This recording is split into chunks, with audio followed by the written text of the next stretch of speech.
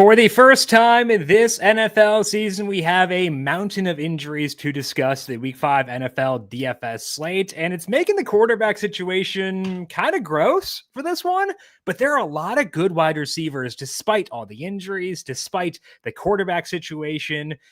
It's actually not terrible. We just got to figure out quarterback. We're going to try to do that today during the show. So our job is to dig into those injuries, outline what they mean, go through some games we want to stack. And there is one that I absolutely adore this week. Then we'll go through some key trends this week and our top plays at each position on FanDuel. Welcome on into the Heat Check, a FanDuel Research podcast. My name is Jim Sannes. I am a managing editor for FanDuel Research, joined here as I am every Thursday by Brandon Gdula. Check him out on X at Gdula13. He is on Blue Sky at Gdula. Check out his work at FanDuel Research, where he is a senior managing editor. Brandon, Week 5 is here. A lot of injuries to break down. How you doing today? I'm good. There's a lot to talk about. It's a 10-game main slate, so 20 teams. In theory, should be one of the quicker shows we've done or should do all year, but I feel like that's not going to really be the case. And it's not just the injuries. It's a lot of just the conditional stuff for the injuries that we don't have confirmation on just yet on Thursday afternoon. So this is going to be one of those where I'm going to do my best to be committal where I can. But a lot of it's still going to be like that, like I said, that conditional stuff. And maybe you don't build your lineups till Sunday morning, which I never like. I try to build some lineups before then. But I don't know. I guess I know I always kind of walk right into the slate overview kind of, but I think where I'm coming from is I'm a little befuddled, I guess. Yeah. And I agree with you specifically because of quarterback. That's the biggest issue for me is figuring out that one position. I do like running backs. I do like receivers. There are some solid tight end plays this week. So basically for me, it's figure out quarterback and let the rest fall into place. We're going to try to do that for today again, breaking down this Week 5 NFL DFS main slate. But first, a reminder to make sure you're subscribed to the FanDuel Football Betting YouTube page. We, of course, stream this show live, noon Eastern every Thursday. So if you want to get in the chat, ask us some questions there, you can do so, of course, noon Eastern Thursdays on the FanDuel Football Betting YouTube page. You can also find every episode of Covering the Spread, talking NFL and college football there. We had Brandon on Covering the Spread this week, talk about his top bets for big games, NFL week number 5. That's already up on the FanDuel Football Betting YouTube page. Andy Nader talking props tomorrow. Kent Padgett broke down college football for a fun slate. All those shows on the FanDuel Football Betting YouTube page. So subscribe there. Get in the chat if you're watching live. You got questions about DFS stuff. And then also hit the thumbs up button there and turn on notifications, but also FanDuel Research podcast feed to get the podcast version as it goes live every Thursday. FanDuel is getting you ready for kickoff with an offer you won't want to miss. New customers can bet just $5 and get $300 in bonus bets if you win. That's right. Pick a bet $5, and if it wins, you'll unlock $300 in bonus bets to use all across the app. You can build parlays, bet player props, ride the live lines, whatever your style, FanDuel has you covered. NFL season is finally here. Only question is, are you ready to play? Must be 21 plus and present in select states. For Kansas, in affiliation with Kansas Star Casino, or 18 plus and present in DC, Kentucky, or Wyoming. First online, real money wager only. $5 first deposit required. Bonus issued as non-withdrawable bonus bets, which expire 7 days after receipt. Restrictions apply. See terms at sportsbook.fanduel.com. Gambling problem? Call 1-800-GAMBLER or visit FanDuel.com/RG. Call 1-888-789-7777 or visit ccpg.org/chat in Connecticut. Visit mdgamblinghelp.org in Maryland. Hope is here. Visit gamblinghelplinema.org or call 800-327-5050 for 24/7 support in Massachusetts, or call 1-877-8-HOPE-NY or text HOPE-NY in New York. Let's kick things off, as always, with the slate overview for week number 5. We already discussed it a bit, but it seems to me, Brandon, as if this slate revolves around dissecting implications of injuries and properly analyzing what they mean, but also getting quarterback right, because I don't have a great solution there personally. So that to me is a key thing. Dissecting injuries, getting quarterback right. What to you is the overview for week number 5? Yeah, I'll take it a different way. 10-game main slate, so smaller slate. Now, Scoring's been up the last 3 weeks from where it was in week 1. So you could say, hey, that's a trend. The first quarter scoring's up a little bit, just if you kind of look at things like the kickoff change, is that the reason for it? But you could assume that scoring's just up, and so more teams score points, this week. But I'm taking it like kind of the other way. Just a reminder, I basically said this same thing last week when we had 11 games on the main slate, but historically, based on hit rates, you're going to get about 3 to 4 of these games going over 50.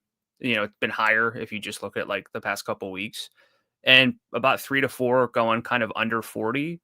And if you can avoid the right spots and basically be heavy on the spots where there are points, and this becomes a more traditional like scoring week, that's going to come into play for a couple teams who are big favorites. If the Lions, for example, score 42 and win by 39, like you might not need to force a bring back, and that changes stuff from how we used to handle things. So to me, I think a real question, this is like not just rhetorical, I'm asking you, Okay.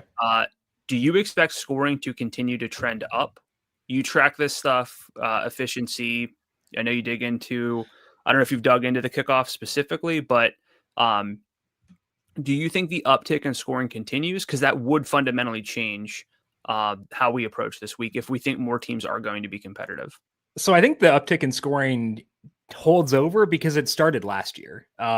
Like this is not entirely new. I want to pull up the numbers here to make sure I'm citing things properly. But there was a scoring increase last year. And that was the first of the new kickoff rules. I was reading a thread on Twitter by Dr. Nick Giffen. He was talking about the starting field position. That hasn't changed very much this year. It's more volatile. Like there's more variance in where teams start, like with the ball. But like the overall like average has been about the same. So I've kept I have like a baseline expectation for scoring league wide. So like if they're calling a bunch of holding penalties, I can like decrease that number and it'll bring all my totals down. That number I kept the same this year as it was last year. So this year, 46.52 is the total scoring average, at least based on what I have here. And last year it was also pretty high. So I'm keeping expectations the same. I've been above market on totals all year. Unfortunately, has not led to as much profit as you would hope with the totals, but hey, that mean squared error is good. That doesn't give me money, unfortunately, but I do think that scoring will continue to stay pretty high. And I think that the bigger thing for me is something we discussed, I think towards the tail end of last year with these new kickoff rules. I feel like there is a dynamic where touchdowns beget touchdowns. I say this a lot. I feel like whether it's in writing or like on shows, where it's a cascading effect. One touchdown can lead to another one and another one and another one, which furthers the game stack agenda. So I kind of do want to keep on leaning on that. If I can, if we can strike gold by stacking the right game, that to me is a good way to make our lives a lot easier. Yeah. To go back to the scoring, you said 46.5 points per game so far, 45.8 last year, and 43.5, 43.8 the 2 years prior. So this is actually more in line with like what we've seen from 2019 to 2021. It was just scoring was down the 2 years before 2024 and 2025. Now, what you said, I think, is interesting too, because I kind of framed it as, well, hey, if scoring's up, then some of these teams with lower implied team totals could be more in play. But it's really the odds of these games, like a single game scoring a lot of points, is really interesting. So 37.5% of games this year have gone over 50. It was 34.9% the year before, but just 31%, really 30.5% dating back to 2023. So I think like what you said, if we combine everything we're talking about here, the odds of a single game kind of being great is good. Yeah. It's getting higher. I still don't know if that necessarily means that I force bringbacks that I don't love. There's a specific team, or I guess a couple teams in mind, where I could see the case for it, but I think it's going to be kind of a theme for the show is, we'll talk about the positional plays, but how much are we forcing bringbacks in hopes that it's competitive. Does it matter? I'm sure it's going to matter in some cases, but not others. So that's really what I want to figure out this week is which games I like, which offense, which of like the offense A versus offense B in terms of scoring expectations, like which offense B's can I trust this week? I think that's a fair way to put it. And we'll talk about that. It could be maybe we trust one player at offense B, that kind of thing. I think like Iomanor, like that could be one guy who kind of fits in that bucket. That kind of thing. But yeah, I think that discussion is an important thing for sure.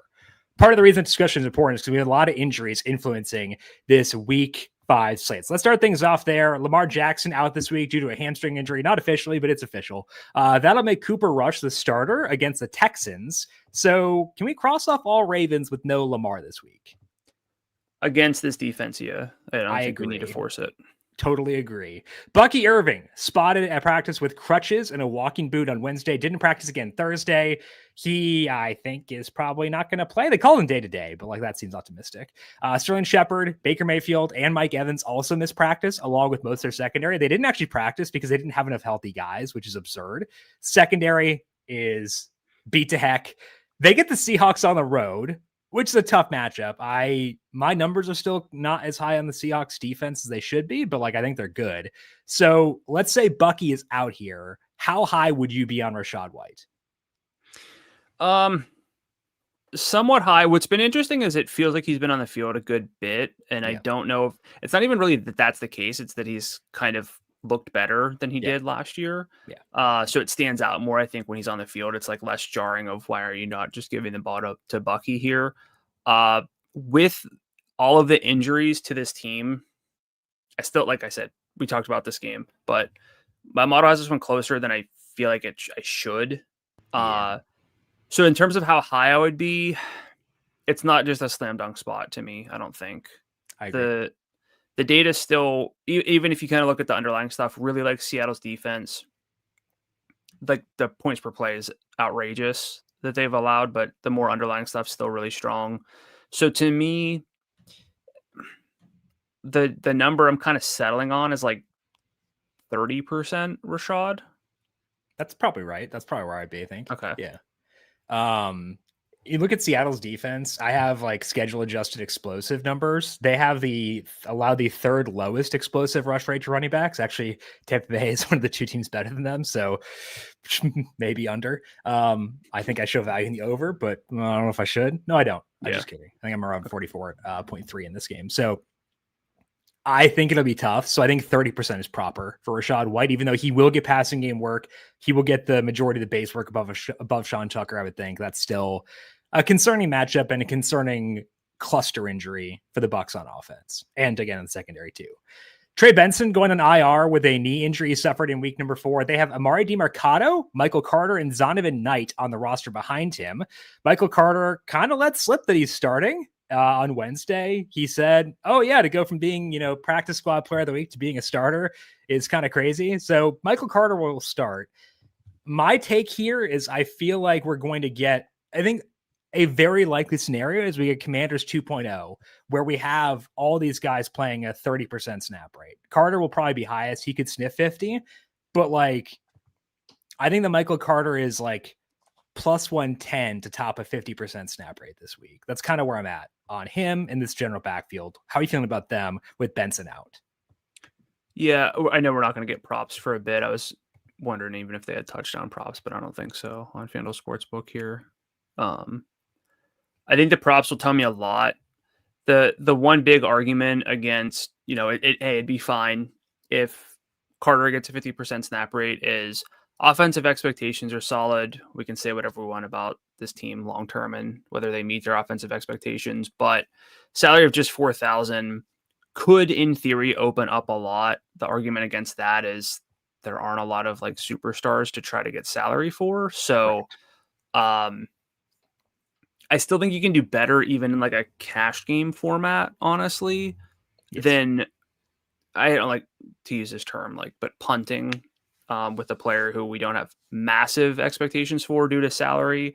I just don't know if this is like the kind of week where you use up one of your running back slots for someone who's going to be in some sort of a committee, even if he's the lead back, because you're not playing Josh Allen as a result. You're not getting to Bijan in like a phenomenal situation. So No McCaffrey. I think the context around this just makes it a little less appealing too.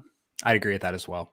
Dolphins will face the Panthers with no Tyreek Hill this week after his knee injury on Monday night. Jalen Waddle and Lake Washington should step up. Darren Waller said his snaps will increase this week after a 2-touchdown game on Monday. How are you feeling the Dolphins with no Tyreek against the Panthers? I thought you were going to say it. Darren Waller expects his snaps to increase after a 2-snap game. Pretty much. Yeah, he wasn't out there a ton, but it's good. Hey, whenever you're out there, if you get the ball, that's kind of. I can't get the music video he released out of my head whenever I think of him. Yeah, I'm like, oh, I could use on the 2-game slate. I was like, oh, Darren Waller's active. I was pretty skeptical of him anyway. And then I was like, I thought about the music video and it's like, I can't do that I can't. I'm sorry. So to put actual numbers behind it, 14 snaps. So 25% of the team's snaps, 4 red zone though, 10 routes, 4 targets for an elite target per route rate of 40%. Truly elite's like 30%. We'll see if that sticks, but I don't know if I'm going to Waller exactly, but I really feel like Devon Achane and Jalen Waddle get massive role boosts. I really like Devon Achane this week just because he feels like a CMC light situation. I mean, he always kind of does, but I think he's like like when McCaffrey was with like Kyle Allen on the Panthers. Yeah. Like it's a better offense than that, but like, is it really?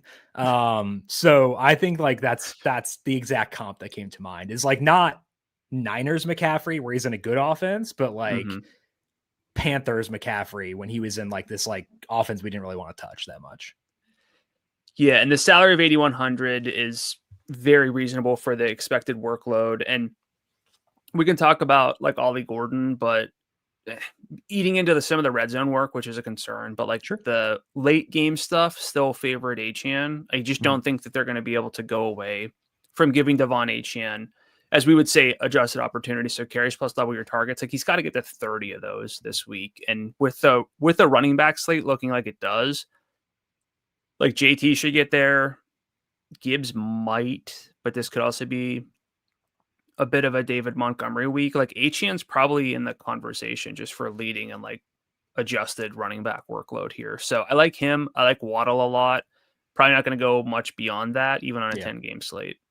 Yeah, I like Waddle, but don't adore him because I don't know, just the yardage upside has been so muted. And he's like healthy this year. Like last year, I thought it was due to health, and it's like it hasn't really changed much this year. But I do like Achane. I think that like $8,100 is too low for him given his expected workload. So agree on Achane. A little bit lower on Waddle, but still will use him. Malik Washington, go Cats. I might have to use him in Dynasty. He's not a DFS play in my mind because I don't think the yardage upside will be there, even though he's going to get rush attempts and probably a lot of dump offs. So, but like what do you think Waddle's workload looks like? He already had so last week he had a third of the downfield targets. So that's 10 plus yards. Tyreek Hill's kind of vacating 45% of those targets and half the air yards. Do you think Jalen Waddle, who's at 25% of the air yards and 21% of the downfield work, do you think he steps into that? Or do you think they just kind of keep him in a very similar role and his yardage upside remains muted and they throw to who else downfield? I mean, yeah, I think that like he'll get a role increase, but like their downfield passing has not been good. And like, so I guess that let me ask this. What do you think his target market share would be this week? 25 to 27%. Okay. So you don't and think like for $5,800, that's pretty great, but it's like I'm just low on this offense with no Tyreek. I think right. So but you don't see him stepping into a third of the targets. I don't. I don't know what else they would do. Honestly. I don't know. They do some. That team is weird, man. Like, if I felt better, like if this were like a couple years ago Dolphins, where I actually like liked the vibes, I'd be higher, but I don't. Yeah, I mean, I guess Tyreek was at 24% of the targets through 3 weeks. Yeah, but I think Waddle is very playable in a cash game, but I do think that the tournament upside is at least worth pondering. Yeah, worth pondering. I think so too. Yep, I'd agree with that. Similarly, the Giants won on Malik Neighbors after he tore his ACL. They get the Saints in the Superdome. How are you viewing the Giants without their alpha wide receiver this week? Yeah, this is a tough one. He's a really impactful player. Sorry, I was pulling up Jalen Waddle's totals. He has 9 career games over 20 FanDuel points out of 68. That's not too bad. So I think how many of those, like maybe one of those last year or two? He had 24.4 in week 12. I know he had 100 yards in week 1 last year. He had 16.4 in week 14 last year. So, I mean, anyway, we're talking, I just missed my cutoff with this, but because I don't want to cut you off during your Giants talk. This one's tricky. It's not only just the Neighbors downgrade, it's a quarterback who, look, he did what it took to win. I know he got a little bit injured, but he seems like he's good to go, being full. How many passes did they want him to throw is debatable. Does it really matter for Wan'Dale Robinson if they throw 24 times and he gets 12 of those? Like, we know, like, it does sort of go back to old Wan'Dale of 12 targets for 45 yards. Now, we can talk about some other pass catchers here. I think I'm like, you said other pass catchers, and I got very excited. And then I realized, like, my eyes are lighting up at Darius Slayton for $5,400, and I'm like poo-pooing Jalen Waddle at 58. It's like, come on, man. Like, I was going to get there, I think, as we got into wide receivers more, but Darius Slayton really should slot into the Malik Neighbors role, not like in terms of overall target share, but getting downfield. He did last year. Neighbors missed 2 games, and Slayton had 11 targets in both. Yeah, but he's not going to be like, I think of Malik Neighbors as like a 35% target guy. I'm not right. And I think if Darius Slayton is catching bomb after bomb after bomb downfield, 40-yard touchdown after 40-yard touchdown. Right. Like, he's Jamar Chase light. Sure. Well, sorry. Jamar Chase is Darius Slayton light. My bad. I'm probably not getting to like Theo Johnson in this spot. Not yet. But so, sorry, before we talk Scatterboo, is probably just the RB1 again. Agreed. Where are you with Wan'Dale? I'm going to use him. Salary 6,100. He's convinced me he can earn downfield targets this year. That's all I needed to see with him. Like, he can get red zone targets. He can get overall targets. They've shown me that now that they have quarterbacks they trust more, they'll let Wan'Dale cook a bit more downfield. So I think that both Wan'Dale at 61 and Slayton at 54 are very much in play. I like Scatterboo. I have bringbacks on the other side. This total is low. I'm not opposed to like some mini stacks here though.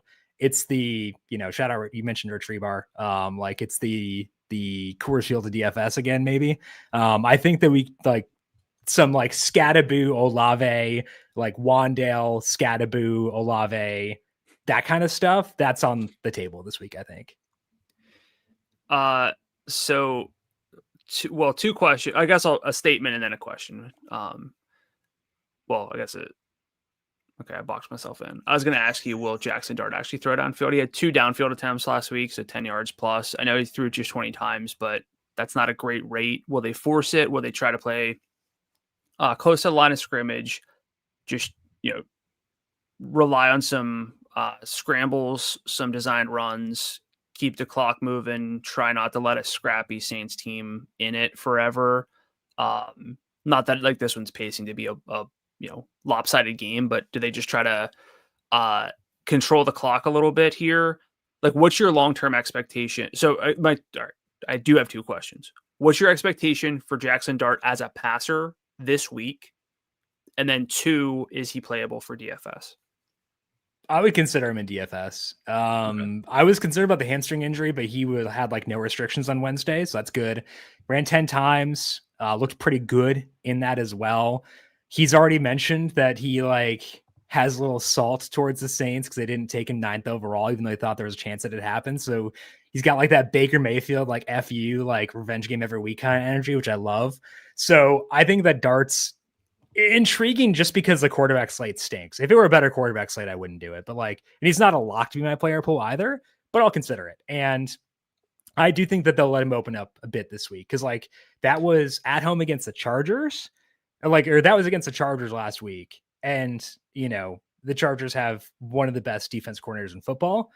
I don't think that's the case with the Saints, and they get to play indoors. So I think we could see them let it rip a bit more. I did misspeak. He had six downfield attempts last week. He had 3 deep throws, 2 to Slayton, 1 to Theo Johnson. So yours are 15 plus, right? Mm-hmm. Yeah. Yeah. So 16 plus. He had 6 10 plus, but he was not efficient on them for what that's worth. He wasn't efficient overall for the game. Yeah. But again, much better matchup this time around and indoors, which helps too. So I don't know if I'll get to Dart, but like I'll consider it. And I do like Wandale. I like Slayton. I love Scadaboo. Scadaboo is like the most likely player to be in my like main lineup this week out of any player, even above Achane. Yeah, I agree with that. And the thing for Dart, final thing is we talk about like you got to have the dual threat ability to be considered like elite. And I know I'm going to talk out of both sides of my mouth with like Justin Fields.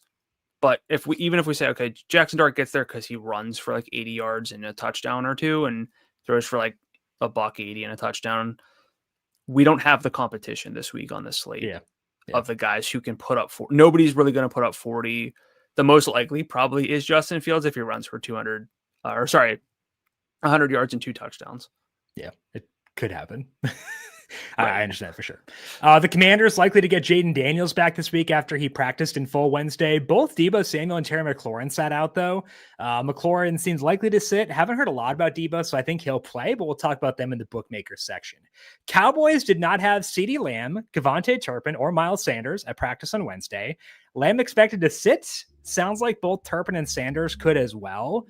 This would up the roles of George Pickens and Javonte Williams.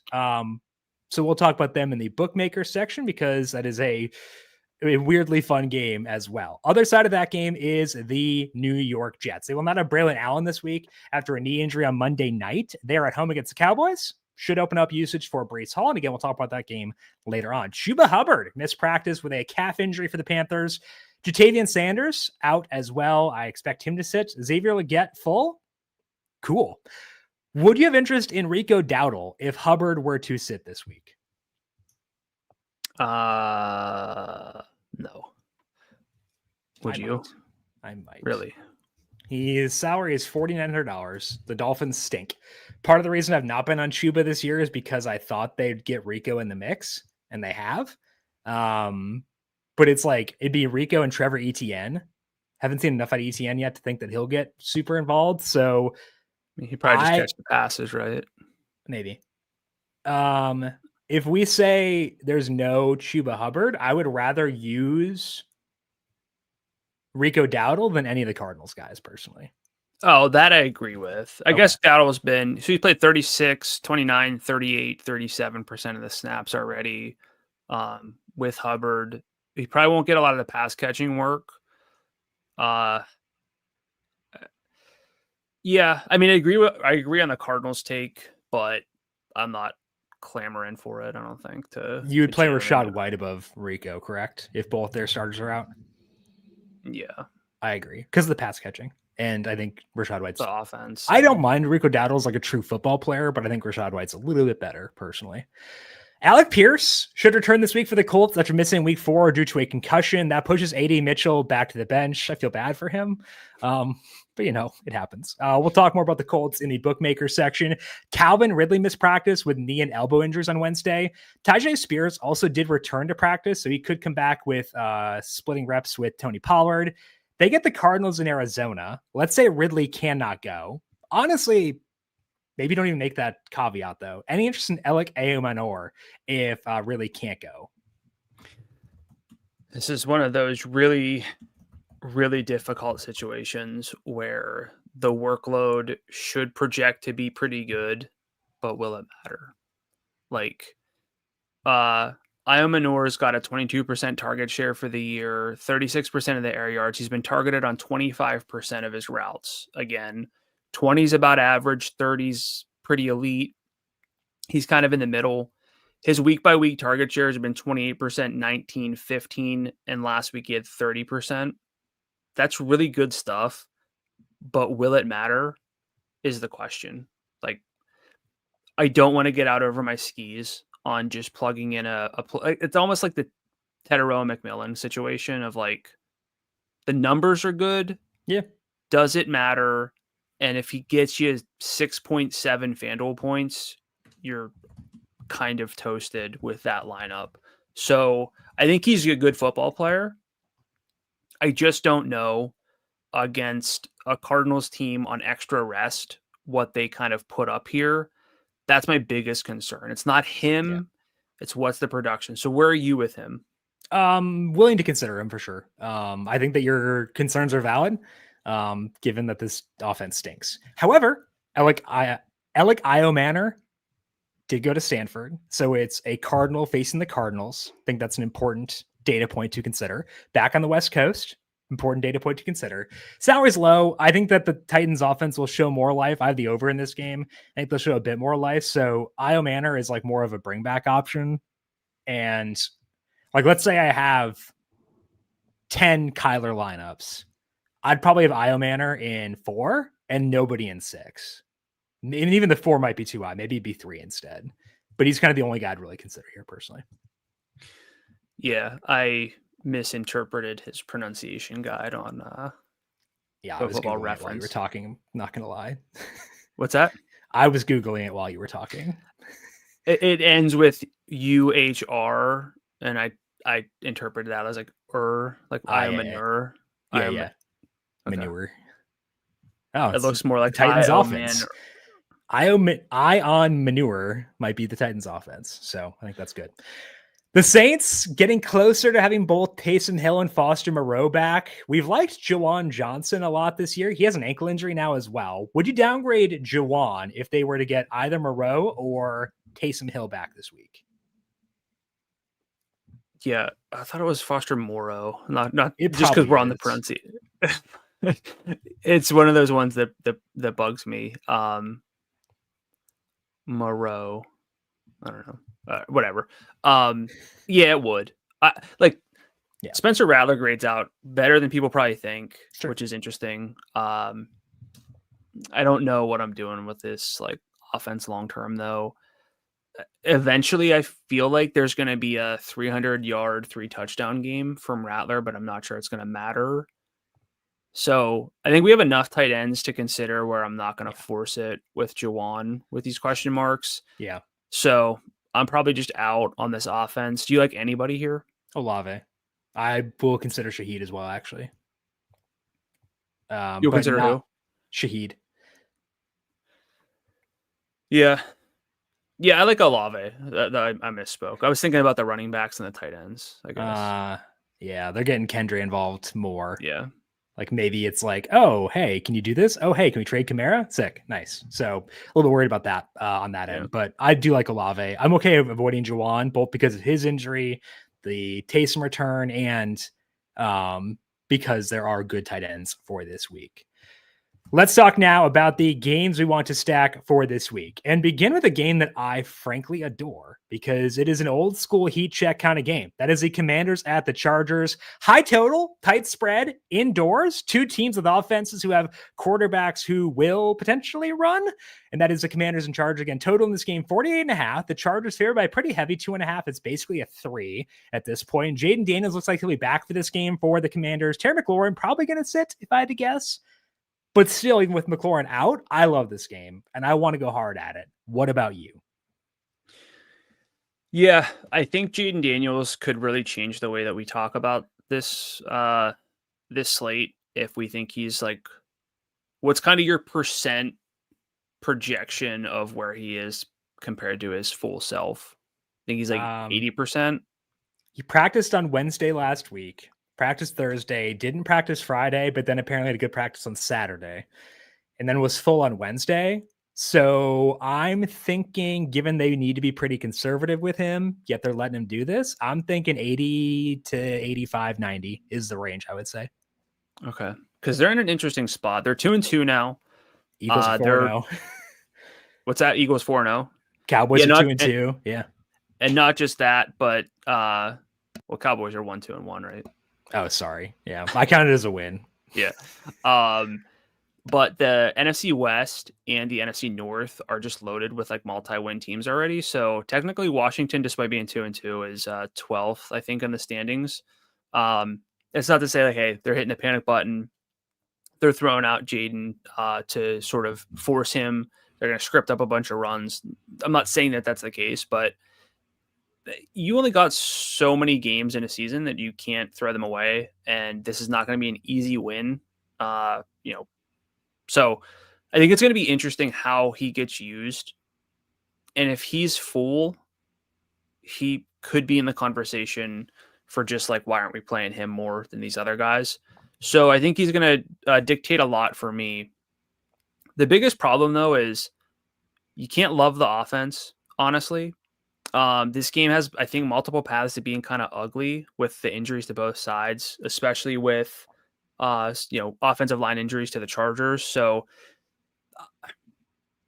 it clearly sounds like you're higher on this game than I am. I think there are some legitimate concerns here that could lead this game to be a bit underwhelming. It's not just because it's the Chargers and they tend to let us down. So sell me on this game and why you think this is the game of the week by far? Yeah, I do. Okay, sell me on it. High total, tight spread indoors. And I actually do trust both these offenses. I think that like our lack of trust in the Chargers is from the pre-Jim Harbaugh era. They've come to that team and they have shown that they are willing to throw the football, which was a concern going in. They've been willing to chuck it. They've been letting Justin Herbert cook. Obviously, no Joe Alt this week and no Rashawn Slater. Their offensive line overall is like super banged up, but they have a full week to plan ahead for that right now. And that to me does matter quite a bit. So I think we'll see a better showing from them than what we got last week. I honestly wasn't super high on the Chargers last week at all. To me, it wasn't a huge letdown there. So to me, the disappointments we've seen from them they predate Harbaugh for the most part for me. So that's why I'm okay being pretty high on them. I have high usage Chargers I like at salary and Amari and Hampton. I like Quentin Johnston, even though his salary's gone up to $7,500. I think that both Keenan Allen and Ladd McConkey are worth playing, given that their salaries have come down a bit. And then if Debo is good to go, he's pretty fun too. So yes, it's limited with the number of guys we can use on the Commander side because the backfield's a full cross off. I don't expect Terry to play. No one outside of Debo is usable. Ertz is Ertz. But like, I think overall it's a really fun game. Which quarterback do you prefer? Herbert, because I can stack him easier. He's at home, slight favorite.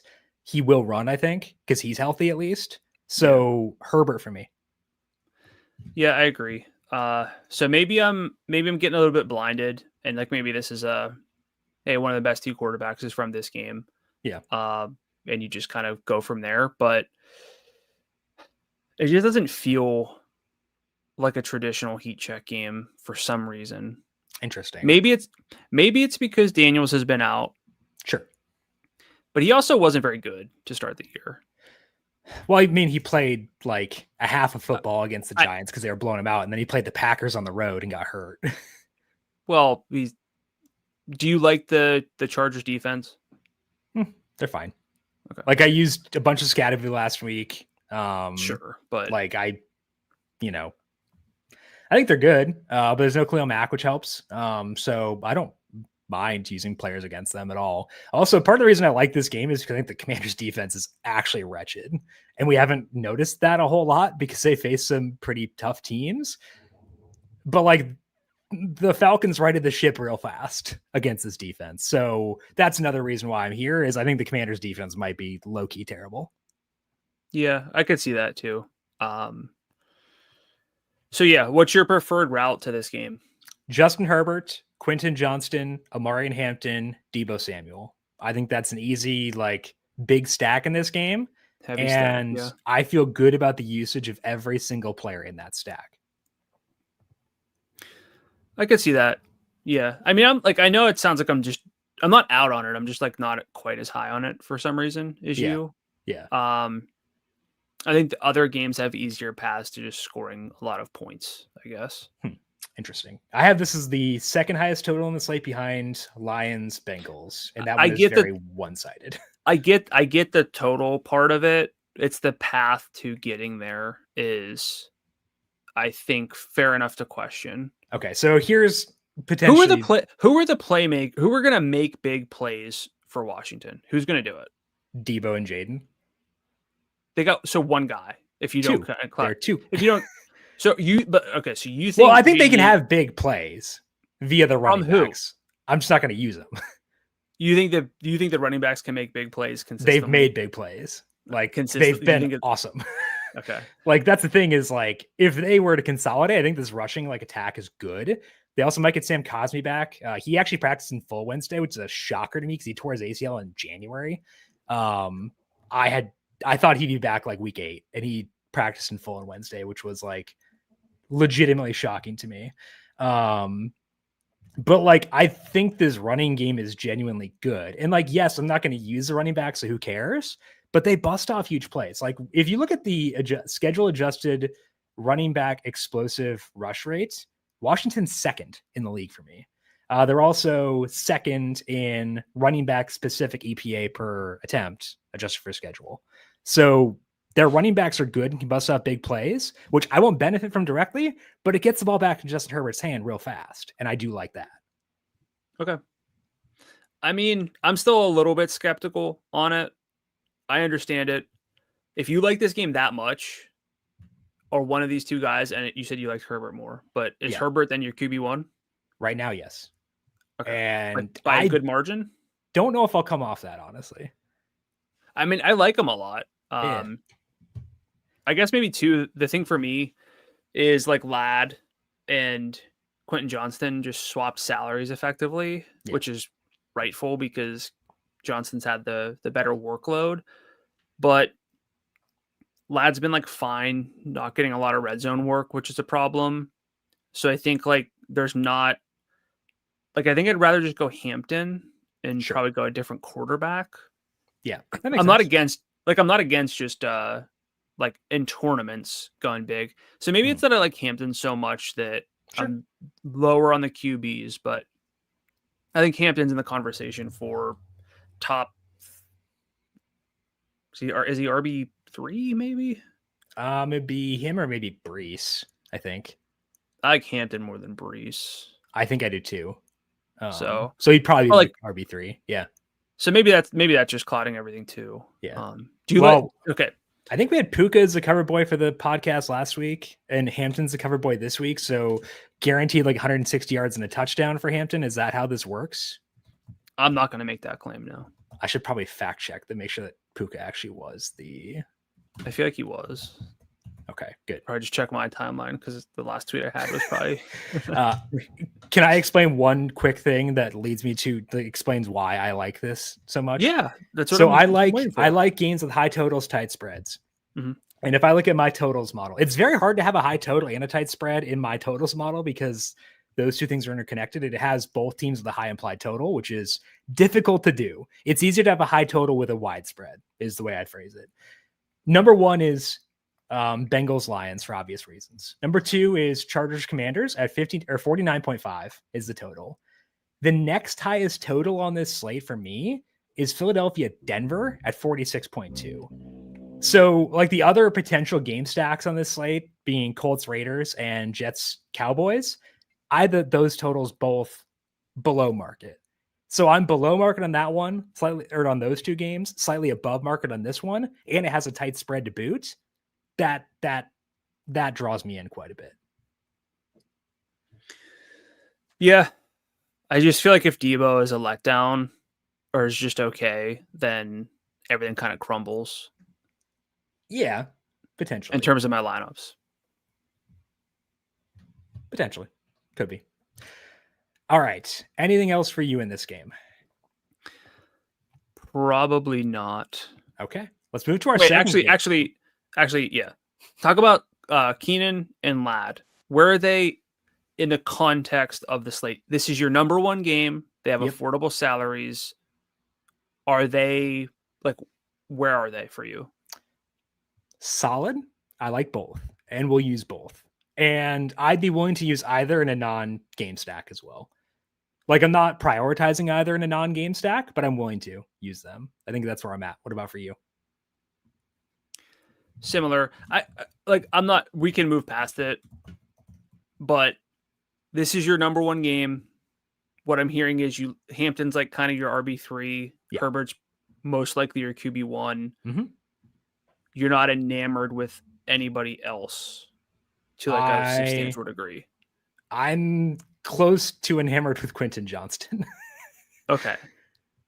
So maybe, which is why I wanted to go with the Herbert, Hampton, Johnston stack. Why don't we put this on ice and then we'll go through the salary scroll, and I'm gonna if I remember, I'm gonna grill you about QJ and see where you are. He's in a good range, but I still think he's pretty solid. So It's a fair question to ask, but I think he'll stand the test of time there for me personally. Okay. Second game for us to discuss is the Raiders and the Colts. Second highest implied total in the slate belongs to the Colts at 27. They're at home taking on the Raiders as 6.5 point favorites. Total in this game is at 47.5. When I was first thinking about this game, I didn't think I'd get to either quarterback. Then I looked more at the quarterback slate and I'm like, that might have been a bit hasty to write off Daniel Jones and Geno Smith. So I do like this game. I am willing to go at this game. I think there are fun plays on both sides. Where are you at with the Raiders and the Colts? Yeah, Daniel Jones is playing good enough football at home, especially where it makes sense. I know this spread's not as close as what we had in the last game, but I kind of don't care about that as much whenever I'm just looking for a team to score a bunch of points, and the Colts probably should in this spot. So Daniel Jones is very much in the QB conversation. He's not close to my QB1, but maybe I get closer throughout the show. The issue here is like Jonathan Taylor's salary is immense. And I talked about like Michael Carter and not really having a need to get up to like a superstar, but Taylor's salary of $9,500 would qualify him as that. He's had at least 17 carries in all 4 of his games and at least 2 targets in every game. I don't love the individual matchup a ton. I don't know if I need to force it, but we know he's a slate buster. He's got 2 30-point games.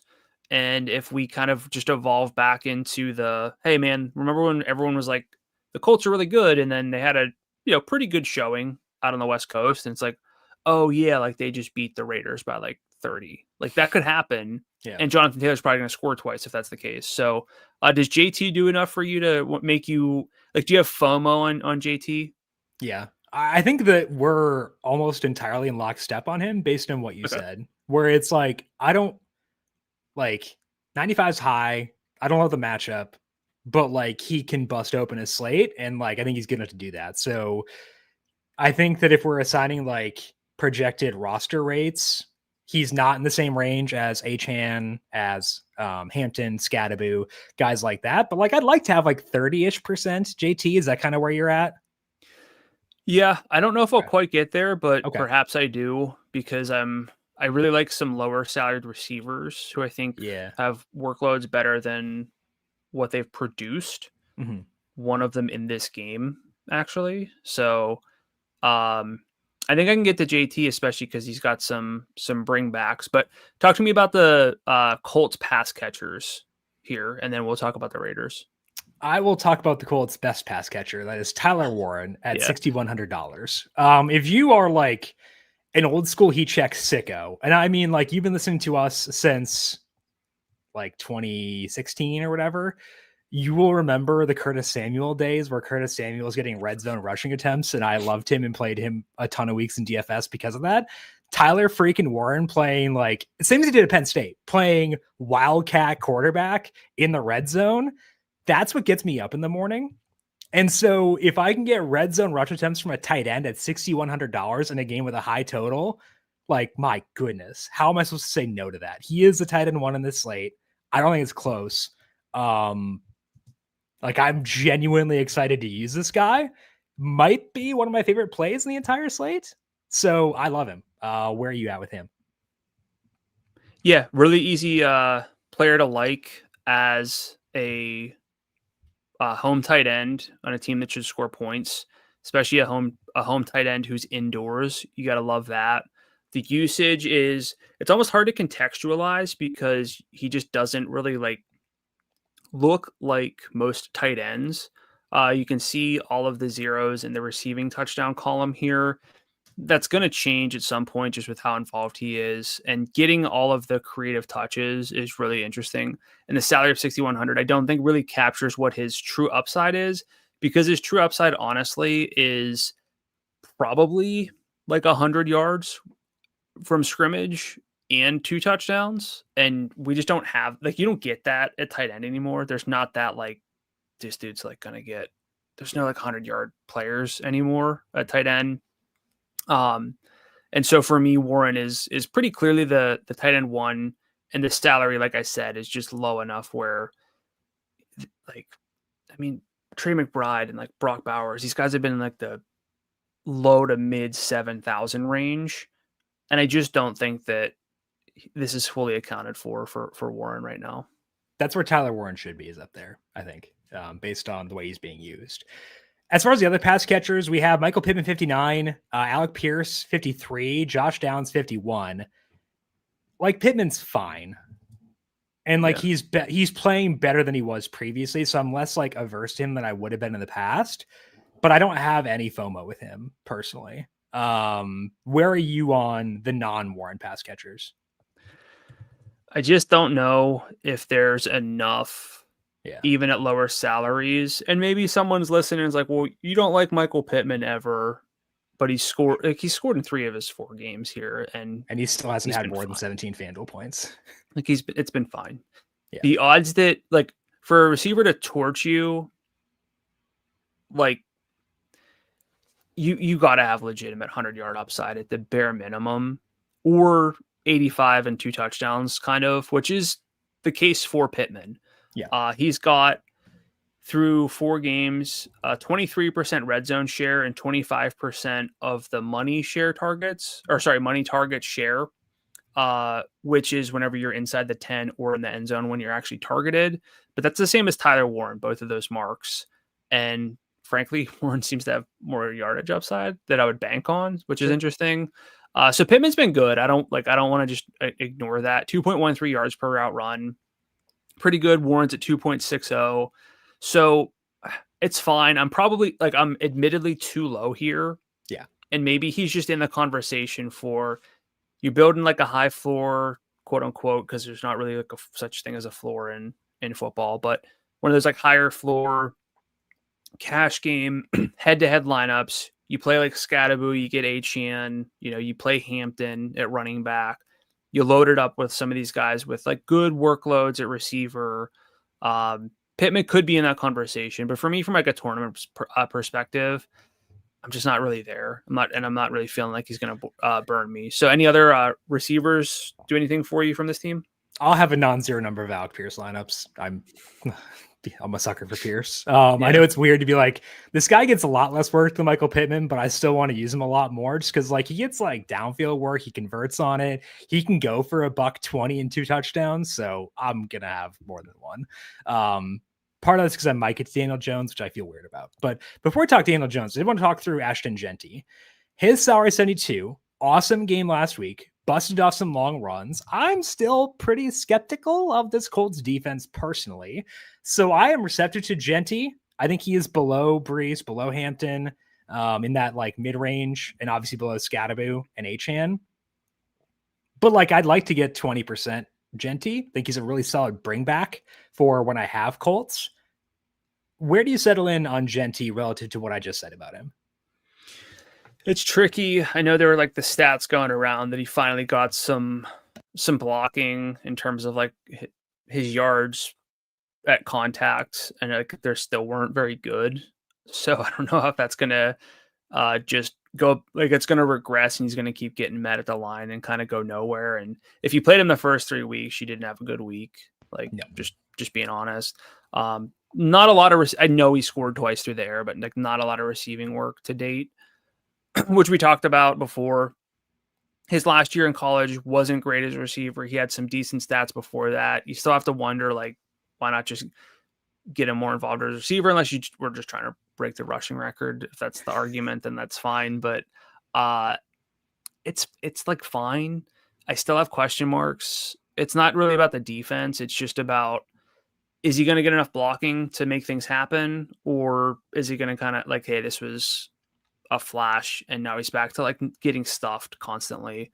So this one's more game stack dependent than it should be. Running backs usually aren't game stack dependent so much, but I think I'm going to put Genty in the, if I'm playing some Colts, yes. If not, maybe just try to get to Hampton more. Yeah. To your point about the blocking, they also don't have Colton Miller this week. They're stud left tackle, so that's a bummer as well. So that's a fair point too. Will you get to either quarterback in this game? Daniel Jones 74, Geno 7,000. Jones, yes. Geno, no. I think Jones is someone I have to consider, and I didn't want to. But like, he does run the football, especially in close. He will sneak at times, which is enticing to me. And the yardage has been there from a passing perspective. Just hasn't thrown for a lot of touchdowns, but like, we know that's variance, that can be fluky. So for $7,400 at home, indoors, huge implied team total, I feel like I kind of have to get there. Geno, I think I agree with you. Even on a poor quarterback slate, I don't really feel the need to do that at 7,000. So I think Jones it's a one quarterback game with Jones sucking up the entire one for me, I think. Yes. Okay. Any final thoughts for you on this one? Yeah, Jacoby. Really? Was he the one guy you were referring to earlier? Yeah. You don't like Jacoby at all? I don't know, man. He kind of feels Pittman-ish. He's got at least 28% of the targets in 3 of his 4 games. He and Brock Bowers are both over 2.00 yards per route run. It is in the Pittman bucket, but he hasn't scored yet. And like Pittman has scored a ton. Sure. I just think that things are a little bit better for Myers than the salary implies. And I think that if I'm building like a lineup and I want to kind of get someone who should get, and it was coming off of 7 and 4 targets, but someone who's probably going to get 8+ targets in a game that's good and indoors, I think Myers makes a lot of sense. And Jacoby Myers or Wan'Dale Robinson? Jacoby or Ladd McConkey.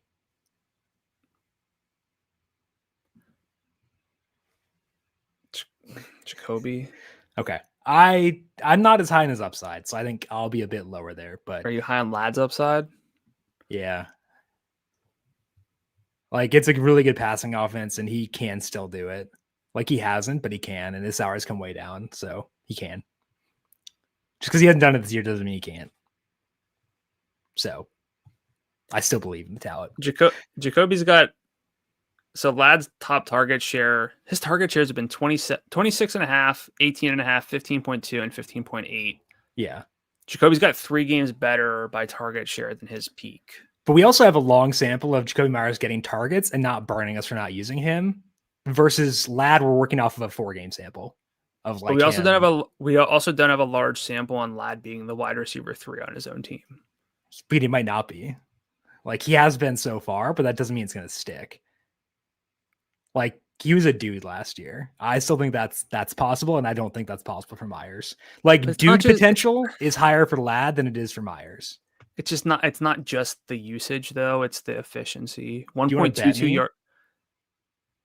Like, I'm making a bad bet here because Jacoby's like baseline is higher than Ladd's. I'm making a bad bet, but I will bet you FanDuel points heads up between Ladd and Jacoby. I mean, that I'd probably take. Okay. You have the better side of this bet, but I'm still going to do it because I don't know, skeptical of Jacoby's upside personally. Any final thoughts for you in this game? Any Bowers for you? Yeah. Low ADOT Brock Bowers. Like a bring back option for Daniel Jones for JT. Yeah, I think that's fine. I think people are probably just going to be out on Bowers at this point. Like, he's not healthy, which maybe you're like, okay, I'm not playing because he's not healthy. That'd be a fair point, I think. But he's not healthy, but he's still been efficient. He just got 30% of the targets last week, 2.32 yards per route run for the season. 28% target per route rate. Like it's I don't know if he's going to smash through, but if we like this game, we're talking about it in this section of the show. It means that we should like it. So yeah. Okay. Yeah. Part of the reason I don't is because Tyler Warren is I know. $4 I get it. Yeah. I get and it. I can't use it in every lineup. So I you're right. understand you're right. it. Yep, I understand that. I agree. Yeah. You're right. Okay. Final game we're going to discuss here is the Cowboys and the Jets. Right now, FanDuel Sportsbook, this total is at 47.5. Total is, or the spread is at 2.5. Cowboys hung 40 on the Packers on Sunday night, facing a struggling Jets defense. The Jets won at Braylon Allen. Cowboys, no CeeDee Lamb. I think they're going to not have Devontae Turpin either, but neither offense is truly elite. So are you looking to stack this game between the Jets and the Cowboys? Yeah, I think this one... I think this game to me, this sounds so peculiar. This game to me is so much less likely to be bad from a fantasy standpoint than Commanders Chargers. Like the total and spread are almost identical. I feel like Justin Fields is just going to have a really good fantasy day. He's going to throw 45% of his passes to one guy. I thought you were saying 45% to the dirt, because that might also be true. And like we got George Pickens, who's kind of the wide receiver one here at a reasonable salary. Dak's been really good. I know he's outdoors on the road here, but I think there's going to be points here. I don't know how this game ends up 10-3. Like, or if one of the two games between Cowboys Jets and Commanders Chargers ends 17-14, which one would you bet it was? This one. Offensive injuries for the Cowboys are why I'm there. Okay. Like if they were healthy, like even like let's say CeeDee Lamb's out. Like let's say he's out, that's fine. Yeah. But like you have both of they have two starting interior guys who are out. Left tackle is now in concussion protocol. Their wide receiver 3 gadget guy is hurt too. It's like, and they're an indoor team going outdoors, which I'm always pretty wary of, versus Commanders are an outdoor team going indoors. I think this one's a lot more likely, or not a lot, but it is more likely to bust because A, I don't trust either offense as much, and B, the injuries are just scary for me for the Cowboys. Where are you with the Jets defense? I think they're pretty bad. And I think the Cowboys defense is putrid. That I think that's just kind of that the bad defenses win out in our favor for fantasy success. Yeah, I mean, like I understand where you're coming from. I'm not gonna put a lot more faith in offense. I'd rather bet on good offenses than bet on bad defenses. I don't think these offenses though are abysmal, even after accounting for injuries. Once you account for the defenses that they're playing. Yeah, I mean, watching the Jets, just I feel like I need to just not watch them anymore because like their numbers are right. Yeah, it's like I need to like just never put them on TV, like eject them from the 4-box and stuff like that because like they're just miserable to watch. They're a bad hang, but like they had a lot of down-to-down success against the Dolphins. They moved the ball efficiently and they fumbled like 47 times. So I don't know. Maybe that's just like the bad Justin Fields passes are like sticking in my head too much. But like, I don't feel as good about either offense as I do about the Commanders and Chargers. And you shouldn't. That's the thing. I just feel like this game is not going to feel like playoff football. And I feel like Commanders Chargers could feel like playoff football a little bit. Yeah. 41-40. Chargers win. Well, Commanders win. Would prefer. But okay. I need to keep Jaden in the playoff picture. Do you like either quarterback? Yes. I like Fields. Okay. I agree with you on him. I think you're a bit higher on him, but I agree that he's in like the top 3 discussion at quarterback just because the rushing is sick. He's going to suck up a lot of red zone rush attempts and the passing is like enough. And like you've made this point already. So I want to echo what you said before. There aren't a lot of guys who can score points both with their legs and their arms on this slate. So we can be more accepting of a guy who doesn't do a lot through the air. So that's enough to make him probably QB2 for me. It's either him or Daniels. It's Herbert 1. And then if we get Debo, Daniels might be quarterback 2. Otherwise it's Fields. But I think that like they're kind of battling for that slot. Yeah, I think I would probably. This one's tricky because I came into this fully assuming Fields would be QB1. It's a good case with Herbert, and once again, I'm not out on that game. Yeah. I'm just have a feeling that it could be a little bit of a letdown. Just frankly, because both of these teams have done it, and it's just last week with the Chargers. But again, that was like it's such a different situation. They lost their stud left tackle mid-game, and like they're facing a tougher defense. Now they're back home indoors against a terrible defense. But no, Fields is definitely in that conversation. He's got so many. He's got multiple touchdown upside on the ground. The pass catching is just it's one guy, so you get in, get out. I know the salary's elevated for Garrett Wilson at 78, but in this spot, I'm good with it. George Pickens, frankly, $7,100 doesn't account for how good his role was. And he's been involved in the red zone, in the money area for a while. I know you look at the 4 touchdowns through the last 3 games, you say you can't keep getting away with it, but he was used so well before the CeeDee Lamb injury when it came close to the end zone. So I just feel like you play Fields, you play Wilson, you play Pickens, and like it's really enticing. It's not groundbreaking, but I feel better about that stack specifically than trying to guess right on Herbert plus which pass catcher or catchers, and to see what Jaden is going to go out there and do. Maybe I'm wrong and Jaden just starts running the ball from the get-go, but there's a lot of complications with that game that I just don't see here. Yep, that's fair. And Pickens' usage is really good. $7,100 for him is fine. I'm lower on Wilson at 78. That might be part of, like, it's just, I don't know. But I have a hard time using receiver at 78 when his team actively does not want to throw. I know his target totals have been good, so like maybe I'm overblowing that, but like, I don't know. And look, I get it. But you say like Cam Scattergood was undersalaried and you make up for it in your head that way. Or if George Pickens, like or if George Pickens, use an oversalaried player elsewhere. Like, I don't have to use Garrett Wilson. I could use someone else. I'm saying if you're stacking this game, it's not like Garrett Wilson's like the guy I'm playing. I'm plugging in Garrett Wilson in a blank lineup and figuring out the rest. That's not it.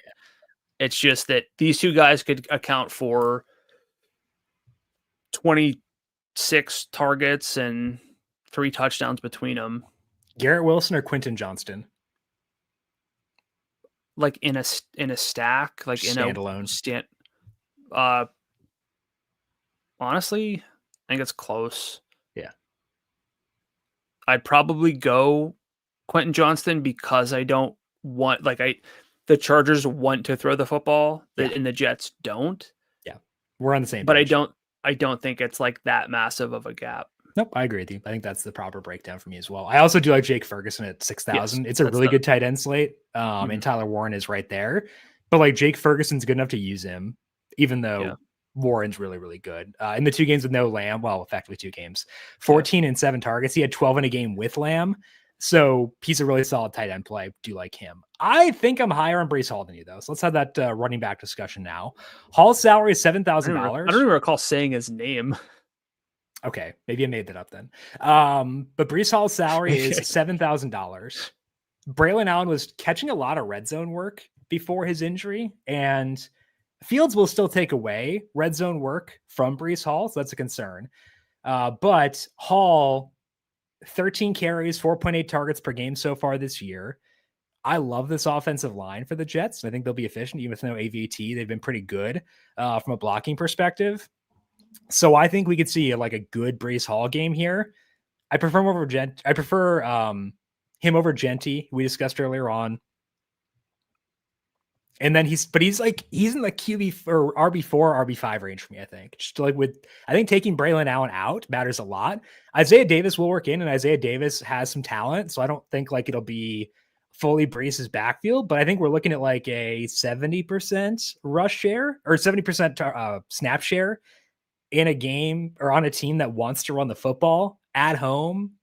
I think it's a pick 'em between the two teams. That's enough boxes to check for me. So I like Breece Hall a lot. Where are you on him? Yeah, like I'm not like trying to argue. It seems like we both like. It seems like you like this game more than you initially said. Nope. Okay. I like it more than like I like players in it. Yeah. But like I like Hampton more than Brees. I like QJ more than Wilson. I like Herbert more than Fields. Do you like? So it's like, do you like QJ? Do you like QJ more than Pickens? A little bit, but not by the slam dunk. Okay. I think they're in the same tier. So Braylon Allen had 32% of the team's red zone opportunities, so carries plus targets. So Bruce was at 20%. I don't think Isaiah Davis really factors in to that degree in the red zone, so that's a plus for Brees. He could still have 4 red zone carries from like the 20, and then Justin Fields just like takes a bootleg from the 5 after Brees gets him close. That can happen. But Brees has yardage upside, 87 per game through 4, but he's had some down games, so like that kind of changes things. His role should change somewhat substantially. So I like Brees. Here, talk to me about the Cowboys backfield though. Yeah, Javonte Williams, Miles Sanders is banged up. They don't trust Jaden Blue yet. So I think that Javonte could play a ton of snaps. And he's frankly been good so far this year. So like that's impressive. So far this year, 96.5 yards from scrimmage per game. Only a 34% red zone share because they've been very pass happy, which is why George Pickens has all those red zone targets. Like they've just been very aggressive through the air in the red zone. And that matters. I don't think that's like a fluke. I think that's pretty sticky. They'll be pretty pass happy there. So I think he's solid at 69. I just worry about the offensive line injuries, like killing him. It's not about Javonte. It's about the fact that they may be down 3 starting offensive linemen. The Jets are not a good defense, but they are better against the run than they are against the pass. So I like Javonte. I think he's good or playing well. And I think his usage is really good. I just worry about the offensive line injuries adding up and catching him. Okay. So I think 5, I think by your admission, and I'm not even counting Garrett Wilson here, 5 guys are in play. Fields, Javonte, Brees. Wow. Brees. Javonte, Brees, Fields, Pickens, Wilson. I'm going to count Wilson and Ferguson. Okay. So 6. So 6. Yeah. You got Jaden. Well, it's not the number of players. Nope. Jaden, Herbert, Hampton, Ladd, Keenan, QJ, Debo. Yeah. Yeah. I'm just saying, like, it's not the number of players. I know that. But this one's like, again. I think this one's solid. I think it's number 2 for me. I think I like this one more than Raiders Colts. Yeah, for sure. So it's number 2 for me. I just really like Commanders and Chiefs, or Commanders and Chargers. Yeah, and that one's still probably number 1 for me, but I don't think it's like the must. She's very upset at the wall right now. Does she hear stuff through the walls? Yeah, our next door neighbor dog is going through it sounds like. And so I don't know if this means Rosa is on your side and she's fighting back against me, but I'm going to go with that. So you've won Rosa over, and I feel bad about that. Yeah. So, but yeah, I'll take it. All right, let's dive in now to our trends discussion for week number 5. We want to talk about a couple of offenses with very high implied totals for this week that were not in the bookmaker section because the opposing teams are not very good. That begins in Cincinnati, where the Lions taking on the Bengals. You're going to break down the Lions' usage so far this year and what that could mean for their players in DFS this week. Yeah, Detroit's a big favorite over the Bengals, 10.5. They're on the road. They're outdoors for an indoor team. Their implied team total is 29.5, which is best on the board and just one of short week after playing on Monday night.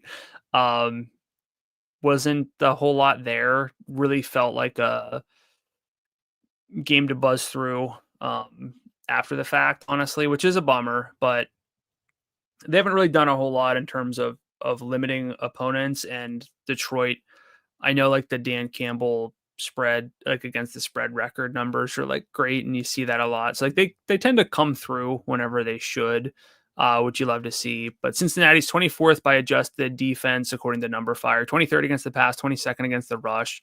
Detroit's third overall offensively, first in passing and 13th in rushing. But, we're talking about quarterbacks, and without there being a massive, clear and obvious high upside QB1, I will just shout out that Jared Goff's salaried at 7,800, just playing well again this year. 0.24 EPA per drop back, success rate over 50%, slinging it downfield. Historically, not the best conditions for him in an outdoor situation, but it's not terrible. And I do think that there's a little bit of leverage to be had still on playing him in a suboptimal situation. But if you look at the skill players, Amon-Ra St. Brown, salary's 9,300, 27% of the targets, 26% target per route rate, 77 yards per game, 44% of the red zone targets. You love to see that. 37% of the money targets going to Sun God here, and 2.50 yards per route run. Can't be much better than it's been for Amon-Ra St. Brown. I know we don't ever love the yardage upside for him, but to be honest, the overall workload for Amon-Ra definitely justifies having the salary be where it is. Second in target share for this team is Sam Laporta and Jahmyr Gibbs. They're both at 17.9%. Gibbs' salary is $9,000. We'll talk more about him in a bit. But Laporta at 5,600, just 44 yards per game right now for Laporta, but high implied team total for a tight end. Not at home. You don't love that. But this is a lot of the check boxes for Laporta to have a good game. Gibbs is at 19.8 receiving yards per game, despite 5.3 targets per game, which is just low. It's kind of strange. I think that'll probably improve. 22% red zone share, though, for Gibbs as a receiver. I think there's a lot to like about Jahmyr Gibbs in a spot like this, even as a big favorite. Then we get Jameson Williams. 6,700 is the salary. He is fourth in target share at 17.1%, so very close. He's got 93% of the routes, leading the team, actually. 45% of the air yards, there's not a lot of red zone work. 4% of the targets, not a lot of the money targets, really, either, 16%. But that's 80.3% of the targets to four guys. You love to see that. And I think they're all in play, even as big favorites. Don't really care too much. At running back specifically, Gibbs, we talked about the salary being up at 9,000. He's at 25 adjusted opportunities per game, so carries plus W targets. Kind of just like 87.5 yards per game, but 44% of the red zone opportunities. Got some receiving regression in terms of the yardage department, I think, ready for him. David Montgomery's got 3 touchdowns on a pretty good workload. He showed some explosiveness. Don't call him a power back for sure. Definitely don't do that. 70 scrimmage yards per game. 6,300 is the salary. I don't think that I would get there, but I would not be surprised if David Montgomery gets to 19 FanDuel points at a low salary, and that's very justifiable. It's just really hard process-wise to play a second, an RB2. I don't even want to call him a second string guy because he's not. But I can't see building around him. So we got really concentrated usage. They're one of 20 offenses on the board, and their scoring expectations are higher than everybody's. This team should just go out and take care of business. Historically, if you look back, the outdoor games haven't really led to a lot of the biggest games for Goff. However, wind is not really a problem. And Jahmyr Gibbs, actually, if you look at games where wind's been down and he's played outdoors, it's 6 games where he's been involved enough to consider it, according to my database here. But he's gone over 20 FanDuel points in half of those, so 3 out of 6. I know it's a small sample, but I don't think there's no ceiling to any of these guys. Amon-Ra, maybe this is just play the dude who's getting 5% of the red zone looks on a team that should be scoring. So I don't know where I net out here, but I want to play Lions. I just don't know if I can make any of them priorities. But I feel like that's the same thing we say every week for the Lions whenever they're big favorites and they score 45 points and it's like, should have just played some Lions. So where are you with Detroit right now? I think I'm in the same boat as you, where it's like it's hard to make them priorities because their salaries are so high. Like I love the scoring expectation. I love Amon-Ra's role. Like that 43% red zone share is sick. So I'm kind of treating him like a tight end, where it's like if the implied team total is high, I want to use him. But that's before I see this. The $9,300 salary is just like massive. And that's tough. Gibbs' salary is $9,000. I've been kind of banging the drum that his role is better this year. And so I've been wanting to use him, wanting to bet like his touchdown props and stuff like that. But like now the salary is way up to $9,000. And so salary may not matter as much this week, given that like we don't need to prioritize super high salary quarterbacks. We're not getting it in Bijan or McCaffrey and stuff like that. So maybe it's okay. But like before building, I just can't view anyone as a priority here personally. I would like to use them because I have FOMO for like all these dudes. But like it's not priority. It's more FOMO than priority. It's the same thing with the Lions. Yeah. Now, the question here is, can there be any semblance of a bring back? Not for me. No. Like, does Jamar just get to 14 targets because they're getting blown out? 14 targets, 40 yards, sure. T. Higgins alert, though. We joke that his salary never goes below 7,000. It's always just basically 7,000 to 73. His salary this week is $6,900. I still can't do anything. I can't do anything with that, but he has broken out of the T. Higgins zone. Yeah. Like the Lions secondary is banged up. Mm-hmm. So if you want to make the case for them, that's your case. Like that's your pitch. I'm not going to do it myself. I can't. I've got other players I can use, and we'll go there this week instead. Okay, let's talk about our second trend, and that is breaking down the Arizona Cardinals, because they are at home and they're taking on the Tennessee Titans. Now, the Titans are more bad because of their offense than their defense, but it's still a good matchup. Both James Conner and Trey Benson are out.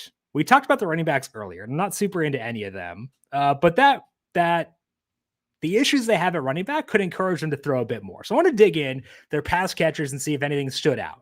First, it is worth noting the Titans are not horrible against the pass. They're a bit worse than average on late downs, and they're below average on late downs, but their biggest issue is at stopping the run. That's a bummer in this matchup. Still, the Cardinals should be able to move the ball, and they'll likely do so via just primarily two guys.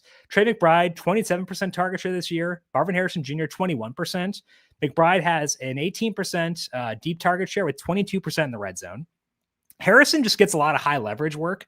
He's at 41% deep and 22% in the red zone. That is almost identical to where he was last year. Not a lot of overall work, but a lot of high leverage stuff. Obviously, that's not what we wanted. I wanted an expansion. And this year it's been bad. Like he has, I don't know if it's like confidence issues or, the yips, whatever it may be. They're not on the same page. But it did seem like something clicked late on Thursday night, and I'm hoping that can carry over. Like you saw how happy he was relieved. He kind of had like the Rory McIlroy winning at Augusta kind of thing, where he collapses because he's like relieved more so than happy. But his salary is $6,600. That's around where it should be, I think, given his role. But he's at home and indoors in a spot where they should put up points. I don't hate it as an option. McBride is $7,000, pretty high for a guy who hasn't flashed a ton of upside. He does have the building blocks for upside, but at some point I kind of want to see it. So even in a great matchup, I'm kind of on the Cardinals. I don't feel crazy itchy to use Kyler. I'm not opposed. I'm not itchy. What's your view on the Cardinals given the matchup here with Tennessee? So I had a question for you. You said that Tennessee's kind of rates out poorly because their offense more than their defense. Yes. I don't see it that way. I see it that they're both bad. Where are you with Tennessee's defense then? Let me pull it up here. Okay. So Tennessee's defense, they are, like I said, a bit worse than average through the air, a bit worse than average in late downs. They're bad against the run, like genuinely bad, but I don't care about that as much here. So either defense, just in 2025 data, they're 25th for me. But the offense is so bad that that's actually okay. Okay. So you have them as the 25th best defense. Yeah. Based on 2025 data. That seems exploitable. Like exploitable, yes, but also it's not like some laser show offense. So like when it's just based on wait, the Cardinals are not a laser show offense? I know, shocker, right? Is that what you're saying? Yeah, they're 18th to me just based on 2025 data. Okay. So 18th ranked offense against the 25th ranked defense, that's not gonna like make me super itchy. I hear that. I think Kyler is very playable. He's got if we have any reason to believe that Jaden's not 100%, Kyler's still got the best case to be the dual threat guy. And we've been there, but he's maxed out at 220 yards passing. I just think that there's enough for Kyler at a mid-range salary in a spot where they're coming in off of extra rest against a team that's shown basically nothing. They got Marvin going a little bit. They got to build on this. This is once again the exact spot of, oh boy, my 1 o'clock guys played well. I got a Kyler stack, and he goes for 18. It's like, yep. Okay, cool. Right. So it's interesting, but like you said, I'm not going all out for Kyler. Not going. McBride's salaried at his ceiling still. Marvin Harrison's, I think, at least interesting. I just don't know if the role is going to change a ton. Yeah. Like, I don't was like making where you have like a back shoulder, and then you have this. I know you had the nice touchdown, but I think you had a back shoulder conversion late too. And it's okay, does that now mean he's getting a 32% target share of like I think targets? It makes him more likely to convert on his 21% target share, which is not great for $6,600. Yeah, there's not a lot of bring back other than Io Manor. That's okay. I got to learn how to read pronunciation guides because I'm trying. Just like plus one now, it's in my head is one way, and then learning how to write them is the true bear. That's way worse. I can't do it. Yeah. So this is fine. I think we can do better though. Yeah, it's like I think that's where I'm at too. Is like it's fine. I could probably do better. I'll probably have some of them. I think this is. I've done this so many times, but this is like you know what? Everyone's looking at Commanders Chargers for the whole slate. Sure. 4 o'clock slate. It's like, no, I'm going this game. Yeah. I think maybe that's just how I go about it. Sure. I think for the 4 p.m. only slate or for the full slate? No, for the 4 p.m. slate. Yeah. Is like, okay. Everyone on a lot of people like that Chargers Commanders game overall. So they're building their 4 p.m. slates. They're kind of building around those same guys. I don't think Kyler's the pivot play on the full slate. I think he's viable. I think Kyler's going to pop him optimizers this week based on projections, and I'm a bit worried about that. I think it's going to jack up his roster rates and stuff. Interesting. I could be wrong about that, but I don't know. I think Fields is going to be the optimizer guy by far. That's fair. I understand that. Okay. Weather for this week looks pretty good, frankly. I see no real reasons for concern. So we can just turn the page and talk about our top picks by position on FanDuel for this week. We're going to get things off at quarterback. And I think that's an important place to start because I don't know. I feel pretty similar to what we just said earlier on, where to me, Justin Herbert will likely be my quarterback 1. Fields and Daniels kind of in the mix for quarterback 2. I'm not feeling great beyond that. Are we dismissing Jalen Hurts on this slate? What do you feel about the quarterback slate after we discussed the most of the slate? I don't think we're dismissing Hurts, whose question is still the ceiling. Yeah. I really my model really likes Denver's defense, and I feel good with that. Yeah. I'm not going to speculate, but just going to note that I've heard multiple people say that maybe Hurts isn't 100%. So account for that. This could be one where they tried last week where it looked like he had experienced an issue at some point during the game. Right. I'm just passing that along that might be like something that people are have in the back of their minds, but I don't know if this is a ceiling game for Hurts against this defense. If I'm going to buy into a team that is not very fun to use, I'm not doing it against the Denver defense. Correct. So I don't think we're being dismissive. I think the real question is, and maybe I've been too dismissive, is just Jaden in a comeback spot. I That's don't think where it's too dismissive. Like, I think that your concerns are fully valid. Like, he just doesn't have anybody to throw the ball to. I like Debo. Yeah. I think Debo's a good football player. Yeah. He's makes more like Luke McCaffrey. But that was true last year too. Like, he had like Zach Ertz was his number 2 last year. Yeah, but like, I guess he had Noah Brown, but Noah Brown missed a lot of time too. And I guess maybe De'Ami Brown, Olamide Zaccheaus, I think was there too. It's like they missed like some of the tertiary guys, but like, I don't know. And is he going to run? Like, is he fully back, committed to running? Are they going to try to make sure that he doesn't get hurt again? I don't want to double count for that because that's why he's not quarterback 1 for me. Like, I'm already bumping him down for that. Like, I have Herbert quarterback 1 because I don't think Jaden's going to run a ton. Okay. But I still think he's a good thrower. And I think that he can put on a laser show still. If he does run. Yeah. If we get like a report, hey, we got 10 carries planned for Jaden, he becomes by far the priority. He dusts Justin Fields. I would still have him and Herbert in the same tier. Okay.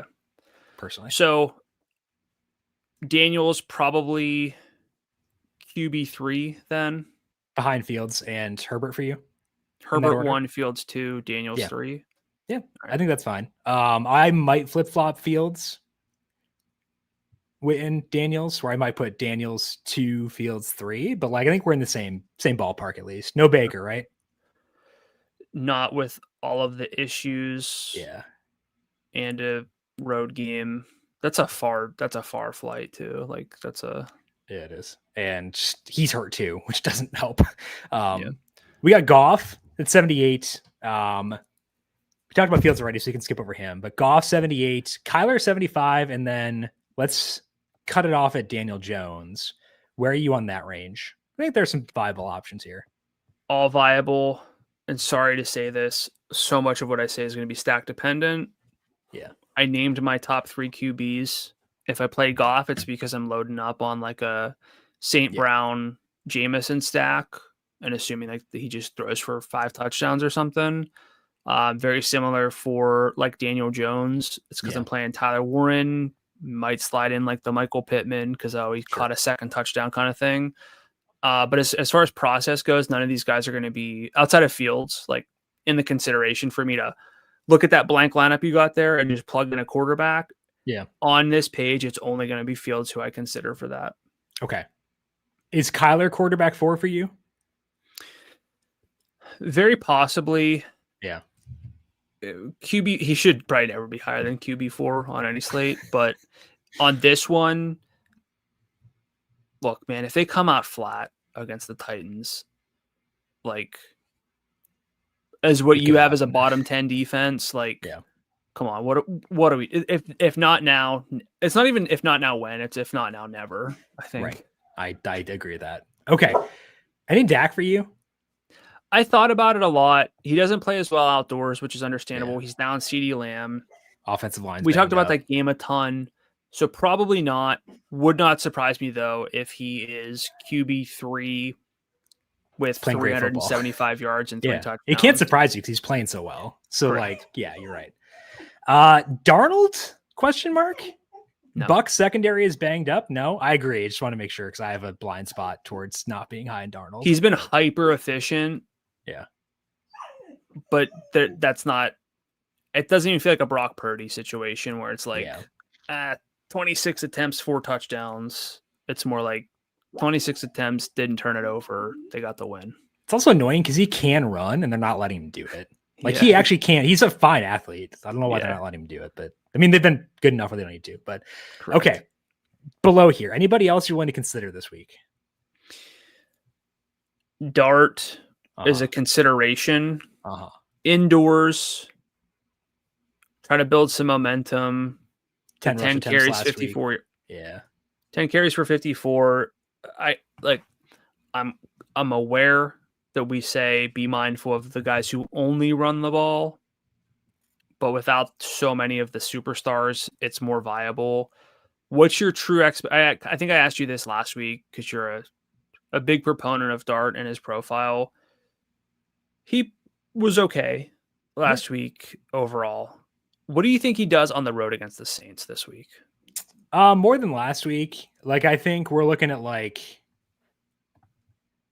so I'm guessing his prop is probably like in the 180s, 170. Like I have a little bit higher expectations than that, but not the point where I want to bet over 172.5. So I think that if he goes for like 220 and 2, cool, that's fine. That's not going to like break the DFS slate. So I think I agree with you where it's like he's not off the map, but also I'm not itching to use him at all. Yeah, but like at 69, if he gets you 24 sure, or 22 and nobody else has a huge game, that's viable. And I think there are some paths to that game being stupid in a positive sense because it's the Superdome. Defenses there are not amazing. High usage guys on both sides. So not a 0% chance that I have Dart, but like it's not a super high. I think to me, maybe the move is to just go the big three we talked about, Jaden, Herbert, and Fields. Maybe that's the move and like don't use any of the other guys. Mm-hmm. But I think, Kyler's a consideration, Daniel Jones consideration, Dart's a consideration. It's just I feel best about those three personally. I agree. Okay, let's move down to running back then and talk through the situation. We have not discussed either Saquon Barkley or Derrick Henry yet. Henry's salary 84, Saquon 85. Neither guy's been efficient this year, and both guys are facing very good defenses. Henry, the backup quarterback. I am comfortable going 0% both. Are you? Yeah. Okay. How do you settle in with JT at 95 and Jahmyr Gibbs at 9,000 now that we've discussed the rest of the slate? I would like to get to them pretty often. I'm not positive how it's going to work out. Yeah. But I think once we get to the 6,500 and lower receivers, I can talk myself into three of those guys. And then do I use that salary to get these guys who can really, really hurt us? I love Amon-Ra St. Brown. I think he's great. He does have 30-point upside if he scores 3 times, which could very easily happen again. But if you look at who are the slate busters this week from just a general predictability standpoint, it's probably those 2 names, right? Yeah. I think Achane's in that consideration too. Well, I know you're not. I know we'll talk about him later, so I know that he wasn't in the discussion for you. But yeah, I think those 2 are the guys. Yeah. But I mean, look at quarterback, receiver, tight end, as well as running back. Who are you man, this guy's who got me? FOMO for me is JT. A little bit of FOMO for Gibbs. So I think I said 30% JT is what I wanted before. I might make that 25 JT, 20 Gibbs. Lowering JT a bit to get some more Gibbs in. Is that fair to you? I think so. These guys are both just really, really good. Gibbs is due for more, honestly. He should be more efficient. He's scoring just fine. Yeah, I get it. There's a chance that Montgomery comes in and steals 2 touchdowns, but that doesn't even mean that Gibbs isn't good already. And Gibbs' red zone share has been genuinely good this year. It has. So to me, the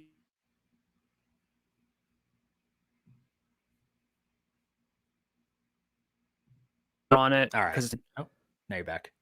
Hello. Welcome back. Now I glitched out? Yeah, I think so. Okay. You glitched out before. Okay. Yeah. All right.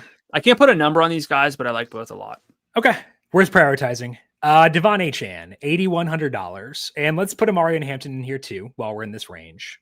I think both are priorities in the slate. I think Achane is a bigger priority than Hampton just because his receiving workload is sick. He's a really good football player. And yeah, I guess those are the 2 check marks I'd give him. So I put Achane as RB2 behind Scadaboo, Hampton RB3. Are we pretty firm and lockstep on that? Yep, I agree with that. Okay. Not getting to Chase Brown, even though they're at home. That offense stinks. Kamara losing some work to Kendre Miller, not the best offense. You can run on the Giants for sure, but not super enthused there. But don't love Genty. Stronger for Brees, but not a love either. Anybody you want to touch on here in this range? Yeah, I'll shout out that Brees has a rushing plus receiving prop of 93.5, which is pretty sick. Yeah. Javonte is at 90.5. Ooh. This could be just like a RB stack kind of game too. Those are high marks. They posted a prop given Miles Sanders' injury. It's interesting. Yeah. Clearly we're doing this without a lot of the player prop data so far, but those are really strong numbers for running backs. Yeah. Okay. And you prefer Brees over Javonte, right? I do. Yeah. But this kind of made me higher on Javonte than I was. That's fair. Okay. Scrolling down further, I don't think we need to touch on anyone until we get to Scadaboo. Anyone here you feel the need to discuss? No. Okay. Scadaboo 62. Well, Montgomery for Lions mega stacks, but he could be a 4 p.m. only play too. Given that that's for some reason a late kickoff. Love to put Jake Browning in an isolated window. Cam Scadaboo 62 RB1 in the slate. Given that in the 2 games with Tyrone Tracy being either banged up or fully out, Scadaboo is at 105.5 yards from scrimmage per game, 42% red zone share. He is facing the Saints indoors. That's sick. So Scadaboo RB1. Anything else for you on him? 91.5 rushing plus receiving prop. Whew. At $6,200. Lego. I like that. Yeah. Okay. Pollard is a no for me with Spears back, and frankly, he's been bad anyway. No Nick Chubb, RB2. Zach Charbonnet, RB2. RJ Harvey, RB2. Ja'Cory Crossy-Merritt, RB2.5. I don't know. Anyone here want to highlight here before we get to Woody Marks? No. Okay. Woody Marks at $5,400. Last week, as you've probably heard by now, because I think everyone's discussed it, led the team in snaps last week. This Ravens defense is decimated. And last week overall, Marks had 17 carries, 5 targets, and 119 yards from scrimmage. He also had 2 out of 2 red zone chances. He's not in the Scadaboo range. I feel more firm that Scadaboo maintains his role where there's some more ambiguity around Woody Marks, but he seems like a pretty good football player. The Ravens defense is in a dumpster right now. They're late season Lions, except in week 5, as far last year's late season Lions in week 5. I would like to have Woody Marks in my lineups, a couple, he's not a priority. I want to make sure I don't get too high on him, but I want to get there. Where are you on Marks at 54? Yeah. Great receiving profile. Good football player, good matchup. Just don't want to get overexposed. Yes. What, Cam Scadaboo last week was 54? Was it the week before? I think so, around there. So a very different situation, but this team has said that they want to get him more involved even. So yeah, you're kind of buying high, but not you're buying high on height, but not buying high on salary. Yeah. So I think there's still room to grow here. So very justifiable as an RB3 in your lineup. I like him too. Anybody else down here? I guess we could talk about Rachaad White at 52. If there's no Bucky, how much are you thinking for him? So it's starting to be a lot of running backs to consider. It is. His team's banged up. This is hard. Seattle's pretty good. This is hard to contextualize, but probably 20%, just because I would feel better about other guys, right. I think. And we like Woody more, correct? Woody Marks? Yes. Okay, I agree with that. Okay, with that discussed, who are your loves at running back for this week? Cam Scadaboo, Devon Achane, Amarian Hampton, with probably Brees, Javonte, and if I had to pick one, JT is the second tier. I agree with everything you just said, except I'll put Woody Marks in the tier with Brees. Okay. That's the only amendment I'd make. We're in lockstep at running back though. Okay. Wide receiver. Let's talk about all the guys at 8,000 or higher, which is Nico Collins, 81, Jackson Smith and Jigba, 85, Jamar Chase, 9,000, and Amon-Ra St. Brown, 93. I always am more willing to use JSN in a game or in a slate where there's not a lot of opportunity costs. And I do feel like that's true among the studs this week, but there are good receivers below him this week. I would like to get to JSN at 85. Where do you settle in on him and the rest of this stud range? Yeah, so the market shares for JSN are just really, really hard to ignore, especially when we have running backs at affordable salaries with borderline like fantasy RB1, like if you use that term, workloads. If you can get such elevated target shares and good leverage on them, it's hard to pass that up because you can also try to sell people on like lower salaried receivers, but the gap is from a workload standpoint is really hard to make up for lower salaried receivers compared to the higher salaried receivers.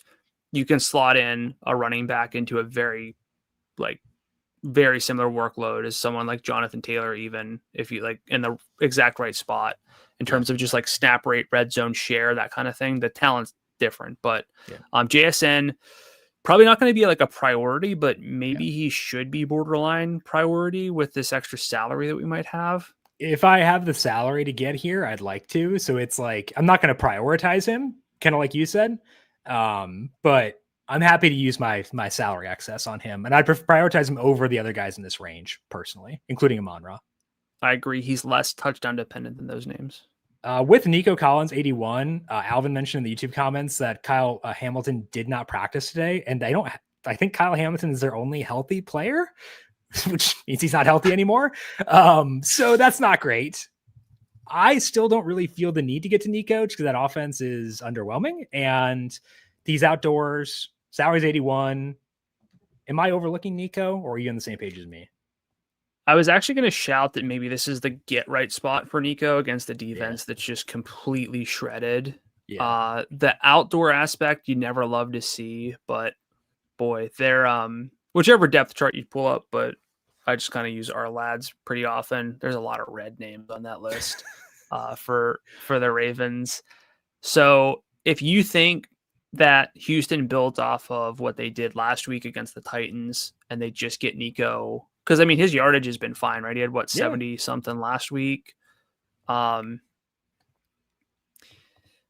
get it you can build a really chalky lineup and play Nico Collins. And like if he goes for 34, it shouldn't astonish us because he had 9, 11, and 6 targets. He's still a good football. Like it's not him. Oh yeah. It's nothing to do with him. Absolutely. I think it's a great shout. If they were indoors. Yeah. If they were indoors, I'd be higher on Woody Marks. I consider CJ Stroud. Yeah. Well, yeah. Should we consider Stroud? No, I don't think so. I don't think so either. Yeah. But okay. This like 7,000 range is pretty good. I'm just going to stick with these top 3 for right now. Garrett Wilson, 78, Emeka Egbuka, 76, Quentin Johnson, 75. Rank them.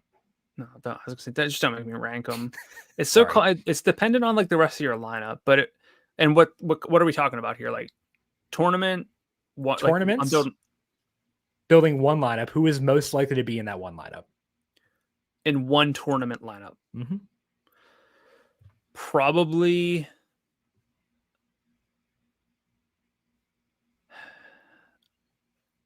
It's probably Wilson for the differentiation with Fields. Okay. I would go Johnston 1 because I'm going to have Herbert, followed by Wilson, followed by Egbuka. I'm not opposed to Egbuka, but just given the injuries on the road, facing a good defense, he has a 39% deep target share on a team that throws deep quite a bit. He's had 3 deep targets in all 4 games so far. But the salary's gotten high enough where I'm okay prioritizing the other guys over him personally. Yeah, I think that's fair. Okay. Sutton, 74, no for me. Pretty firm no. Zay Flowers with no. Lamar, firm no for me. I'm going to keep scrolling down to Pickens, 71. I feel like he's the only guy below QJ and above, I don't know, like the mid 6,000 range who I'd view as like a priority. So Pickens is like kind of like the one shining light in a dead zone at receiver. Would you agree with that assessment? Yeah, Pickens is probably someone I like enough at salary, just knowing what my lineups are going to look like, that I'm going to plug him in pretty early. Okay. I feel like. Okay. Even in non-game stacks, correct? Yes. I agree. Like if I go with like a Herbert, Quentin Johnston, Amari Hampton, Debo stack, George Pickens is decently likely to be that third receiver in that one. Like he's high on the list of like, okay, he's a wide receiver one by workload and by skill at 71. Like, I just realized he's like a guarantee to get ejected now. Like it's never like, oh, it's never injury risk with George Pickens. It's ejection risk. So he's going to get ejected. Like can you bet that? No, you can't. Okay. It's going to happen. But I do think he's a good play at 71, like really solid play. He'll be a love for me at 71, I think for sure. Okay. Scrolling down, AJ Brown squeaky wheel narrative, or can we avoid it because of the matchup? Ooh, I was going to ask you that same thing. A lot of comments. What's squeaky wheel for him? 8 targets, I think. 8 targets for him is 132 yards, though. He's at 8, 10, and 9 last 3 games. I don't think so. 9 targets, 7 yards. Oh, gosh. There should be like a graphic warning, like warning, graphic. Before you look at the game log there. That's bad. Okay. I'm not loving anybody in the upper 6,000 range. Got T at 69, JMO 67, but he's outdoors. Usually he's my guy, but he hasn't had a great target share this year. Marv 66 is like fine. What's your read on this range? I'd play Jameson if I'm playing like some Goff. Yeah. But he's game stacks only. Marv's also probably game stacks only for Kyler lineups. Yeah. I don't think he's going for like $130 and 2, and Kyler doesn't do anything else. So yeah, I agree with that. Okay, that gets us down to $6,500. Keenan Allen, Deebo Samuel, Lad McConkey. You said you wanted to circle back to this discussion, so let's have it now. How do you view them relative to the slate at receiver?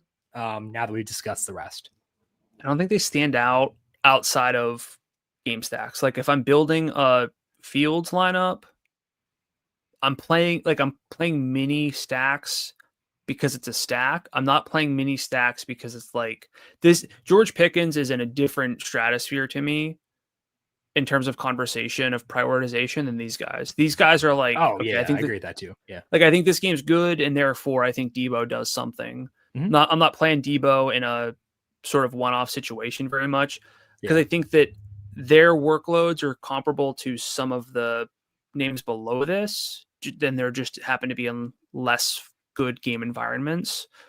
So I hope that answers the question in terms of where I am with them in the context of the full slate. Do you love any of these names, like from a non-stack standpoint?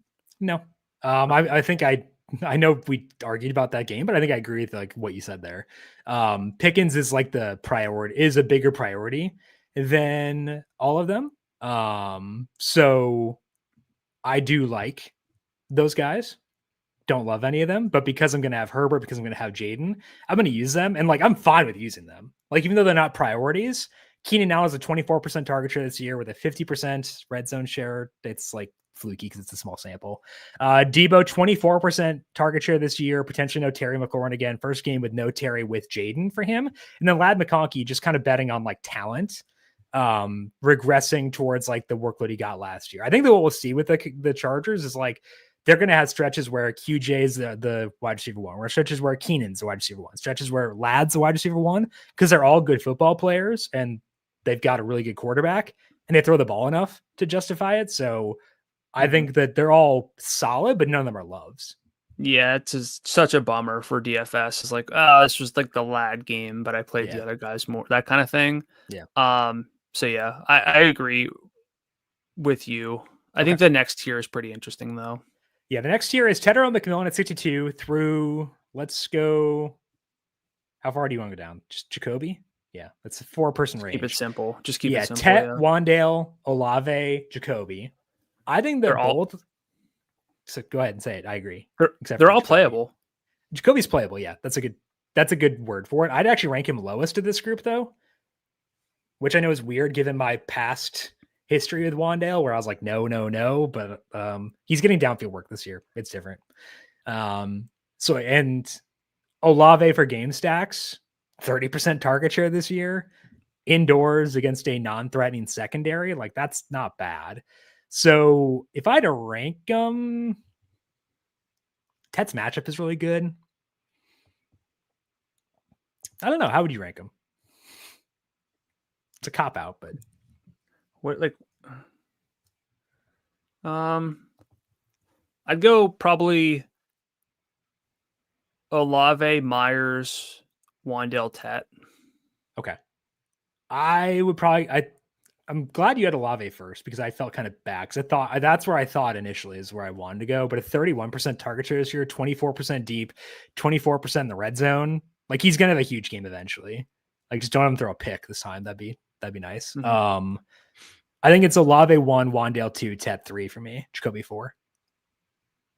Yeah, I mean, I get it from like what's Jacoby done for me, but I don't know. Tet's kind of starting to get into the is he going to finish with like 160 targets and 3 touchdowns? Yeah, kind of situation. Yeah, that makes sense. The team might score 3 touchdowns, so I get that.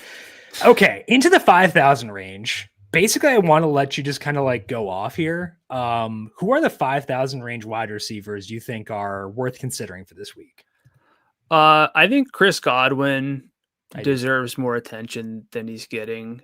He had 10 He's part of the reason why I wasn't like clamoring for Igbuka is like I can just get to Godwin at 59. Yeah, I mean, you can look at the three catches, the 26 yards, I get it. But 8 of his 10 targets last week were at least 10 yards downfield. Got targeted on 29% of his routes, which is elite. It's a very small sample here, but half of the money targets, 45% of the air yards, 26% of the overall. Phenomenal workload. Nobody's really talking about it, honestly. Yeah. And I think that, yeah, there's still some risk here, but we're getting, I think, honestly, I wish I felt like a little bit more here, but Godwin might just be one of the best plays of the week. Okay. If not for what is going on with his offense as a whole. Yeah, Quinyon Mitchell was facing him last week, and Quinyon Mitchell's a very good player, played out of his mind. So I don't really care about the 26 yards. I agree with you. The usage is really good. I think he looked fine. So I do like Godwin as well, 59. And I actually agree with your assessment, though. Like he's like kind of a priority on this slate, which is surprising to me, but like I don't mind it. He's my favorite guy in the 5,000 range, I think, pretty easily, personally. Mm-hmm. Yeah. Okay. Who else are you shouting out down here? We talked Pittman already. I think he's playable, but more for game stacks. I think Waddle elevates beyond game stacks because his role has a reason to change. Whereas honestly, Pittman, his role could get slightly worse with the best receiver on the team coming back, Alec Pierce. So I think Waddle stands out. It's crazy that Devontae Smith's not moving the needle for me at all at 58. You've been there before, I feel like. Not against the Broncos. Oh, okay. Yeah.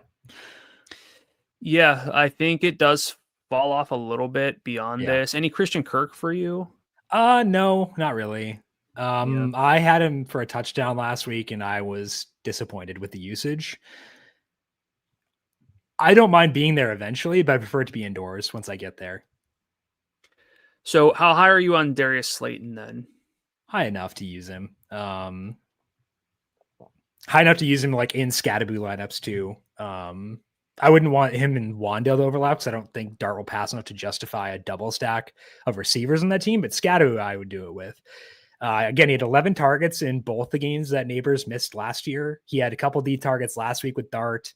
I think he's a genuinely good football player, which is part of it. Did win me a dynasty championship in 2023, which might be influencing my opinion there. But I think he's a good football player who can earn targets, and I think his quarterback is solid. Just the volume is what makes it be like, yeah, he's fine than anything else. Yeah. And then I'd say Io Manor. Yeah. At 52 is probably about the only other place I'd look down here. Io Manor, 22% target share, 43% deep, 33% in the red zone. For a Kyler stack, I'll have Io Manor as a bring back at times. I would also shout out Rashid Shaheed, 18% target share, 29% deep, and 24% in the red zone. That's enough, given that it's a softer matchup than what they've had recently. I'm not like, again, clamoring for it, but like if you go Scatterboo, Slayton, Shaheed, that's how you get to Jonathan Taylor with like studs. And I don't mind that. So it's not something I want to like get crazy about, but it is a like super low salary game stack indoors with 2 pretty bad defenses. It could be like one of those like trashy games that features like 60 points. And I think that's intriguing to me at least. Yeah, Spencer Rattler. I wouldn't play him. Yeah, but he's been fine this year. He's been fine, like 20th, like 22nd-ish in like efficiency. But if you think this game just erupts with his passing volume, he could run a little bit. Like, yeah, if you went Rattler, Shaheed, and Olave, like with Slayton or Wandale, like, I mean, you'd play Scatterboost, probably not both of those guys. Like, I don't know. Yeah, it could be fun. Maybe that's how you play some Lions. Yeah, it could be. Okay, who are your loves at receiver? Loves at receiver are going to be JSN, okay, George Pickens, okay, Chris Godwin, and Jalen Waddle. Okay. I agree with you on Pickens. Want to put him in there. Kind of think Quentin Johnston might be a love for me. I'm buying high. I know that, but like he's just really good and he's looked good. So I don't hate the idea of buying high on him personally. What do you think about Washington's pass rush? Do you think that causes a problem? I don't think so. Let me check here. Their schedule adjusted pressure rate is first in the league. Oh, maybe I should be a bit more worried. That's what I probably should have I think there are reasons to think that game just is still good, but not the no-brainer number one. Like, it's weird because they get pressure, but they still suck, and it's weird. Sure. So it's like, I don't know. It's a weird dynamic with them. They're confusing to me. But yeah, so I think, I'm going to go Olave as a love. And I'll put Godwin in there too. Why not? You know, I think he deserves that based on his usage last week. Okay, tight end. Tyler Warren, tight end 1, right? Yes. Okay, by a good margin, or is Jake Ferguson in that tier for you? Probably not on the road with the same salary, very similar salary. I think I'd go Warren. Ferguson probably starts off tier 2 though. Yeah. Followed by also on the road, Sam Laporta. Yeah. Laporta's implied total is crazy high, which we always like. Usage is good enough. He's been solid this year. I think he makes sense. I also like Brock Bowers enough to use him, like Trey McBride enough to use him, but neither's a priority for me. Like, they're fine. They're solid. They get usage. They work. All have some exposure to to one of their quarterbacks, and Bowers could be a bring back. But for me, it's really Warren is the tight end 1. I'll put Ferguson tight end 2, and then the combo of Laporta, Bowers, and McBride are all mixed in with the tight end 3 discussion is what I would say. Yeah, tight ends, like, you got options, but it's going to depend on the rest of your lineup. I think Warren's the place you go to first, and then it's basically who you're stacking like your quarterback with, I think. For a standalone play, if I don't have a quarterback or a tight end in my stack, I'm just going to put Tyler Ward in there as, like, figure out the rest, basically. Yeah, if you're playing a quarterback and you don't want to play that tight end, indeed, I'm playing Tyler Warren. I will play the Colts quarterback in the red zone, Tyler Warren. Okay, defense. It's Texans. Yeah, Texans 36. Like, that's pretty easy. I don't hate the Panthers at 34, given there's no Tyreek. Like, that's probably stupid play, but I'll consider it. I think the Texans are the team you put in first, though. Yeah, I mean, they're on the road, but still. Yeah. I think the Jets are in play with the Cowboys injuries. I don't like the Jets defense at all, but like, there are just a lot of injuries for the Cowboys. Dak is a very good quarterback. Will throw some picks because he's aggressive, which I like. But that's a good thing for them. Any Saints in the case of it does get kind of goofy and there's a lot of dropbacks against the rookie? I think it's a good question, and like, I probably should say yes, but my dart bias is preventing me from being enthused. Yeah. I'll just be honest about that one. That's the full reason. It's not a good reason, but that's the reason. Other ones I want to shout out: the Giants have an elite pass rush, and they're facing Rattler, who's again played pretty well this year, but like, you can get after him. And then if you have salary to burn, which you might this week, Cardinals are only 44 taking on the Titans. That's not bad. So I don't get there often, but like, there are times where it's like, okay, I've got $800 on the table. I guess I'll go up from the Texans to the Cardinals. Like, they're that kind of team for me. At home against not a good offense with extra rest. They got to have some stuff cooked up here. It's pretty nice. But my love of defense, like we're in lockstep. It's the Texans for sure. Yeah. Okay. We have talked through the slate. Final thoughts for you on this one.